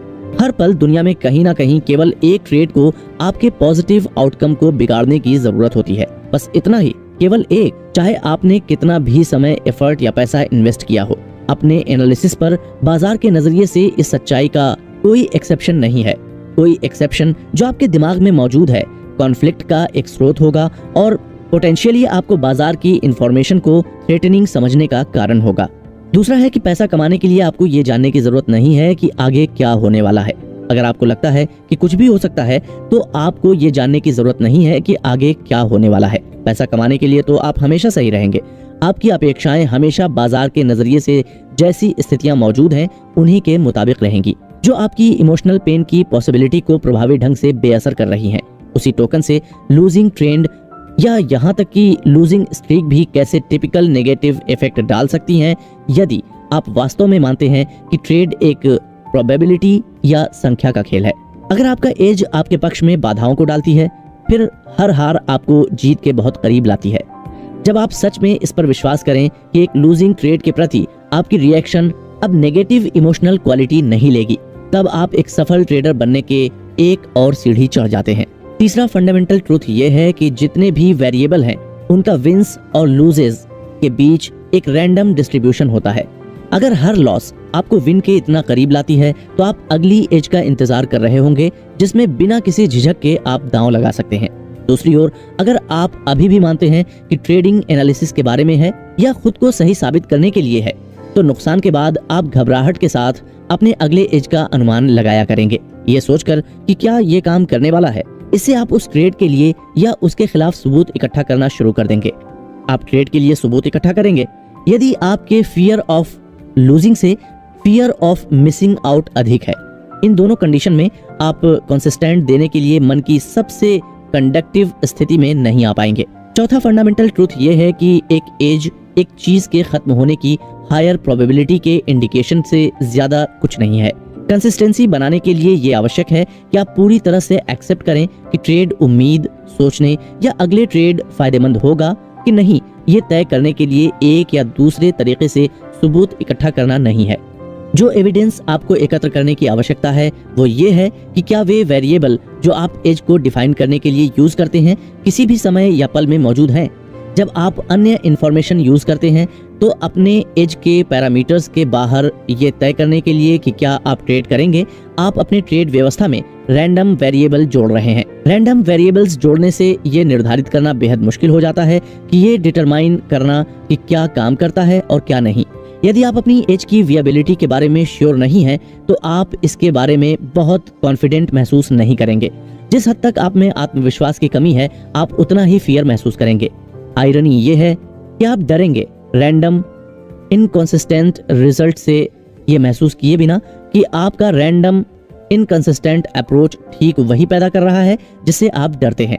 दूसरी ओर, यदि आप मानते हैं कि एक एज एक कुछ भी होने की बस एक हायर प्रोबेबिलिटी है और विन और लॉस के बीच एक रैंडम डिस्ट्रीब्यूशन होता है, तो आप एक ट्रेड के खिलाफ अन्य सबूत क्यों इकट्ठा करेंगे? इन दो बिलीफ से काम करने वाले ट्रेडर्स के लिए अन्य एविडेंस इकट्ठा करने का कोई मतलब नहीं होगा। लेखक के अनुसार इसे ऐसे भी कहा जा सकता है कि अन्य सबूत इकट्ठा करना उतना ही समझ में आता है जितना कि ये डिटरमाइन करने की कोशिश करना कि क्या सिक्के का अगला टॉस चित होगा। पिछले 10 बार पट आने के बाद चाहे जो भी हो सबूत सामने आए, अभी भी 50% संभावना है कि अगला फ्लिप पट ही होगा। इसी तरह किसी ट्रेड पर एक्ट करना है कि नहीं, इसके लिए जो भी सपोर्ट या सबूत इकट्ठा करते हैं, अभी भी दुनिया में कहीं भी केवल एक ट्रेडर आपके सारे सबूत को बेकार कर देता है। बात यह है कि परेशान क्यों होना। अगर मार्केट आपको एक लेजिटिमेट एज दे रही है तो आपको कुछ प्रतिशत रिस्क लेकर ट्रेड कर लेना चाहिए। पांचवा फंडामेंटल ट्रूथ यह है कि मार्केट में हर पल यूनिक होता है। जो सबसे अच्छे ट्रेडर्स को बाकी सभी से अलग करता है वो ये है कि उन्होंने अपने दिमाग को प्रत्येक क्षण की यूनिकनेस देखने के लिए ट्रेन किया है। ये विश्वास एक कॉन्ट्रैक्टिंग फोर्स की तरह काम करता है जो ऑटोमेटिकली एसोसिएशन मैकेनिज्म को न्यूट्रलाइज करती है। जब आप वास्तव में मानते हैं कि प्रत्येक क्षण यूनिक है, तो फिर उस क्षण को एसोसिएशन मैकेनिज्म के लिए आपके दिमाग में लिंक करने के लिए में कुछ भी नहीं है। ये विश्वास एक इंटरनल फोर्स की तरह काम करता है जिससे आप बाजार में नाउ क्षण को अलग कर सकते हैं। आपके मानसिक वातावरण में दर्ज किसी भी पिछली क्षण में आपका विश्वास जितना मजबूत होगा, प्रत्येक क्षण की यूनिकनेस एसोसिएट करने की आपकी पोटेंशियल उतनी ही कम होगी। उतना ही आपका दिमाग नए विचारों और पर्सपेक्टिव को सुनने के लिए तैयार होगा। जब आप इन 5 फंडामेंटल ट्रूथ को अपनी साइकोलॉजी के अंदर उतार लेते हैं, तब आप द जोन की तरफ बढ़ने लगते हैं। जब आप अगले पल क्या होने वाला है उसके बारे में सोचकर चिंतित नहीं हो रहे होते हैं, तब जाकर आप मार्केट से एक नए पर्सपेक्टिव से इंटरेक्ट कर सकते हैं और इस पल में मार्केट आपको खुद बताएगी कि आपको क्या करना है और आगे क्या होने वाला है। इस पल पर जिस दिन आप पहुंच गए वो आपके स्टेट ऑफ माइंड का सबसे अच्छा दिन होगा। उस दिन आप फाइनली द जोन में चले जाएंगे और गो विद द फ्लो वाली मेंटालिटी बना ले। कंसिस्टेंसी पर भरोसा करना। इस बुक समरी के इस आखिरी अध्याय में हम आपको बताएंगे कि कैसे आप कंसिस्टेंसी पर भरोसा कर सकते हैं और कैसे आपको अपने आप को इतना मेंटली स्ट्रांग बनाना है कि आप इस कंसिस्टेंसी पर भरोसे को टूटने नहीं देंगे। ये विश्वास पैदा करना कि मैं एक कंसिस्टेंट विनर हूं, यह प्राइमरी ऑब्जेक्टिव है। इसे स्टेप बाय स्टेप में तोड़े बिना इम्प्लीमेंट करना बहुत ब्रॉड और एब्स्ट्रैक्ट प्रोसेस है। तो लेखक ने इस विश्वास को उसके सबसे छोटे टुकड़े में करके फिर प्रत्येक पार्ट को एक डोमिनेंट विश्वास के रूप में इंटीग्रेट करने का प्लान किया है। कुछ ऐसे ही सब बिलीफ जो अब हम आपको बताएंगे बिल्डिंग ब्लॉक है एक अच्छे ट्रेडर बनने के लिए और कंसिस्टेंट विनर बने रहने के लिए। तो आपको ये सोचना है, मैं कंसिस्टेंट विनर हूँ क्योंकि 1. मैं ऑब्जेक्टिवली अपने एज की पहचान करता हूँ। 2. मैं प्रत्येक ट्रेड के जोखिम को पहले से डिफाइन करता हूँ। 3. मैं पूरी तरह से जोखिम एक्सेप्ट करता हूँ या मैं ट्रेड को छोड़ने के लिए तैयार हूँ। 4. मैं बिना किसी हिचकिचाहट के अपने एज पर एक्ट करता हूँ। 5. मैं खुद को पे करता हूँ क्योंकि बाजार मुझे पैसा उपलब्ध कराता है। 6. मैं मिस्टेक करने की अपनी टेंडेंसी को लगातार मॉनिटर करता हूँ। 7. मैं कंसिस्टेंट सक्सेस के इन प्रिंसिपल्स की इंपॉर्टेंस को समझता हूँ और इसलिए मैं उनका कभी उल्लंघन नहीं करूंगा। ये बिलीफ्स कंसिस्टेंसी के 7 प्रिंसिपल्स हैं। इन प्रिंसिपल्स को अपने मानसिक सिस्टम में इंटीग्रेट करने के लिए फंक्शनल स्तर पर आवश्यक है कि आप जानबूझकर ऐसे अनुभवों की एक सीरीज बनाएं जो उनके साथ कंसिस्टेंट हों। 5 सत्य भी एक स्टेट ऑफ माइंड पैदा करेंगे जिसमें आप वास्तव में ट्रेड के जोखिमों को एक्सेप्ट करेंगे।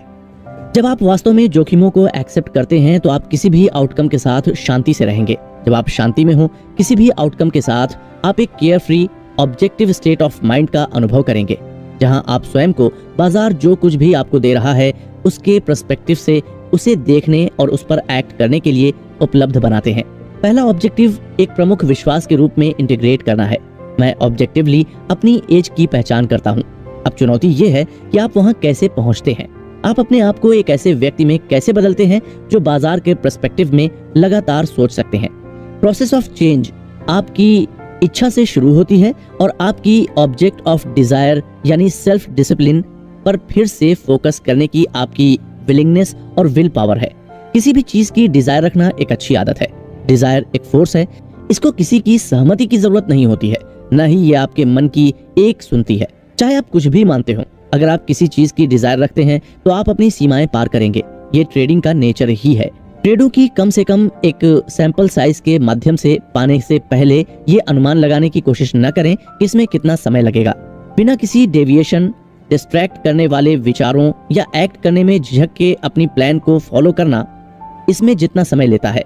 सोचिए, यदि आप एक प्रोफेशनल गोल्फर बनना चाहते हैं तो अपने आप को हिट करने के लिए डेडिकेशन एक्स्ट्रा ऑर्डिनरी नहीं होगा। 10,000 या अधिक गोल्फ बॉल्स, जब तक कि आपके स्विंग में मूवमेंट का प्रिसाइज कॉम्बिनेशन इतना बिल्ट इन न हो जाए कि आपकी मसल्स मेमोरी में कि अब आपको इसके बारे में कॉन्शियसली सोचना नहीं पड़े। आप ऐसा इसलिए करते हैं क्योंकि आप मानते हैं कि स्किल डेवलपमेंट और प्रैक्टिस आपको जीतने में मदद करेगा। एक ट्रेडर के रूप में कंसिस्टेंट विनर बनना सीखना कोई अलग बात नहीं है। आपके महान प्रॉस्पेरिटी की कामना करते हुए और गुड लक कहते, लेकिन यदि आप स्किल्स पाने के लिए मेहनत करते हैं तो आपको वास्तव में लक की आवश्यकता नहीं होगी। अब इस बुक समरी को खत्म करने से पहले आपसे फिर से कुछ सवाल पूछना चाहूंगा और अब आप इन सवालों के उत्तर दे सकते हैं। साथ ही अपने शुरुआत के उत्तरों से इनको कंपेयर कर सकते हैं। एक ट्रेडर के रूप में पैसा बनाने के लिए आपको ये जानना होगा कि बाजार में आगे क्या होने वाला है। एग्री या डिसएग्री। 2. कभी कभी मैं खुद को ये सोचता हुआ पाता हूँ कि बिना नुकसान के ट्रेड करने का कोई तो तरीका होगा। एग्री या डिसएग्री। 3. एज अ ट्रेडर पैसा कमाना मुख्य रूप से एनालिसिस का काम है। एग्री या डिसएग्री। 4. लॉसेस ट्रेडिंग का एक अनअवॉइडेबल हिस्सा है। एग्री या डिसएग्री। 5. मेरे ट्रेड में प्रवेश करने से पहले मेरा जोखिम हमेशा डिफाइन किया जाता है। एग्री या डिसएग्री। 6. मेरे दिमाग में हमेशा ये पता लगाने से कॉस्ट एसोसिएटेड होती है कि बाजार आगे क्या कर सकता है। एग्री या डिसएग्री। 7. अगर मुझे यकीन नहीं होता कि ये विनर बनने जा रहा है तो मैं अगला ट्रेड करने की भी जहमत नहीं उठाऊंगा। एग्री या डिसएग्री। 8. एक ट्रेडर जितना अधिक मार्केट्स के बारे में सीखता है और वे कैसे व्यवहार करते हैं उसके लिए ट्रेड आसान होगा। एग्री या डिसएग्री। 9, मेरी मेथोडोलॉजी मुझे बताती है कि मार्केट की किन परिस्थितियों में ट्रेड में प्रवेश करना है या बाहर निकलना है। एग्री या डिसएग्री। 10, यहाँ तक कि जब मेरे पास अपनी स्थिति को रिवर्स के लिए एक क्लियर सिग्नल होता है तब भी मुझे ऐसा करना बेहद मुश्किल लगता है। एग्री या डिसएग्री। 11, मुझे कंसिस्टेंट सक्सेस की अवधि मिलती है जिसके बाद आमतौर पर कुछ काफी भारी गिरावट मेरी इक्विटी में आती है। एग्री या डिसएग्री। 12, जब मैंने पहली बार ट्रेड करना शुरू किया तो मैं अपनी ट्रेड मेथोडोलॉजी को बेतरतीब ही कह सकता हूँ, जिसका मतलब है कि कुछ बहुत दर्द के बीच कुछ सफलता। एग्री या डिसएग्री। 13, मैं अक्सर ये महसूस करता हूँ कि बाजार पर्सनली मेरे खिलाफ है। एग्री या डिसएग्री। 14, जितना मैं लेट गो की कोशिश करता हूँ मुझे अपने पिछले इमोशनल वुंड्स को पीछे छोड़ना बहुत मुश्किल लगता है। एग्री या डिसएग्री। 15, मेरे पास मनी मैनेजमेंट फिलॉसफी है और इस प्रिंसिपल पर बेस्ड है, जब भी मार्केट मौका दे तो थोड़ा पैसा मार्केट से निकाल लेना चाहिए। एग्री या डिसएग्री। 16, एक ट्रेड का काम मार्केट बिहेवियर में ऐसे पैटर्न की पहचान करना है जो एक अपॉर्चुनिटी रिप्रेजेंट करते हैं और फिर रिस्क पता लगाना कि क्या ये पैटर्न पहले की तरह अपने आप चलेंगे। एग्री या डिसएग्री। 17, कभी कभी मैं ये महसूस करता हूँ कि मैं बाजार का विक्टिम हूँ। एग्री या डिसएग्री। 18, जब मैं ट्रेड करता हूँ तो मैं आमतौर पर एक ही टाइम फ्रेम में फोकस्ड रहने की कोशिश करता हूँ। एग्री या डिसएग्री। 19, सक्सेसफुली ट्रेड करने के लिए ज्यादातर लोगों के दायरे से कहीं अधिक मानसिक लचीलेपन की आवश्यकता होती है। एग्री या डिसएग्री। 20, ऐसे समय होते हैं जब मैं निश्चित रूप से बाजार के प्रवाह को महसूस कर सकता हूँ, हालांकि मुझे अक्सर इन फीलिंग्स पर एक्ट करने में मुश्किल होती है। एग्री या डिसएग्री। 21, कई बार मैं एक प्रॉफिटेबल ट्रेड में होता हूँ और मुझे पता है कि ये एकदम बेसिकली खत्म हो गया है, लेकिन मैं फिर भी अपना प्रॉफिट नहीं निकालता हूँ। एग्री या डिसएग्री। 22, मैं किसी भी ट्रेड में कितना भी पैसा कमा लूं, मैं शायद ही कभी सेटिस्फाई होता हूँ और महसूस करता हूँ कि मैं और कमा सकता था। एग्री या डिसएग्री। 23, जब मैं कोई ट्रेड करता हूँ तो मुझे लगता है कि मेरा पॉजिटिव एटीट्यूड है, मैं उस सारे पैसे को एंटिसिपेट करता हूँ जो उस ट्रेड से पॉजिटिव तरीके से मैं कमा सकता हूँ। एग्री या डिसएग्री। 24, एक ट्रेडर का समय के साथ धन इकट्ठा करने की एबिलिटी का सबसे महत्वपूर्ण हिस्सा है अपनी कंसिस्टेंसी में विश्वास रखना। एग्री या डिसएग्री।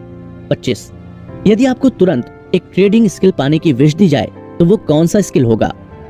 26, मैं अक्सर बाजार की चिंता में रात में सो नहीं पाता हूँ। एग्री या डिसएग्री। 27, क्या आप कभी ट्रेड करने के लिए मजबूर महसूस करते हैं क्योंकि आप डरते हैं कि आप चूक सकते हैं, हाँ या नहीं। 28, हालांकि ये बहुत बार नहीं होता है, मैं वास्तव में अपने ट्रेडर्स को परफेक्ट होना पसंद करता हूँ। जब मैं एक परफेक्ट कॉल बनाता हूँ तो ये इतना अच्छा लगता है कि ये उस समय की कमी पूरी कर देता है जब मैं ऐसा नहीं कर पाता हूँ। एग्री या डिसएग्री। 29, क्या आपने कभी खुद को ऐसे ट्रेड्स की योजना बनाते हुए पाया है जिन्हें आप कभी एग्जीक्यूट नहीं करते हैं और ऐसे ट्रेड्स को एग्जीक्यूट करते हैं जिन्हें आपने कभी प्लान नहीं किया है, हाँ या नहीं।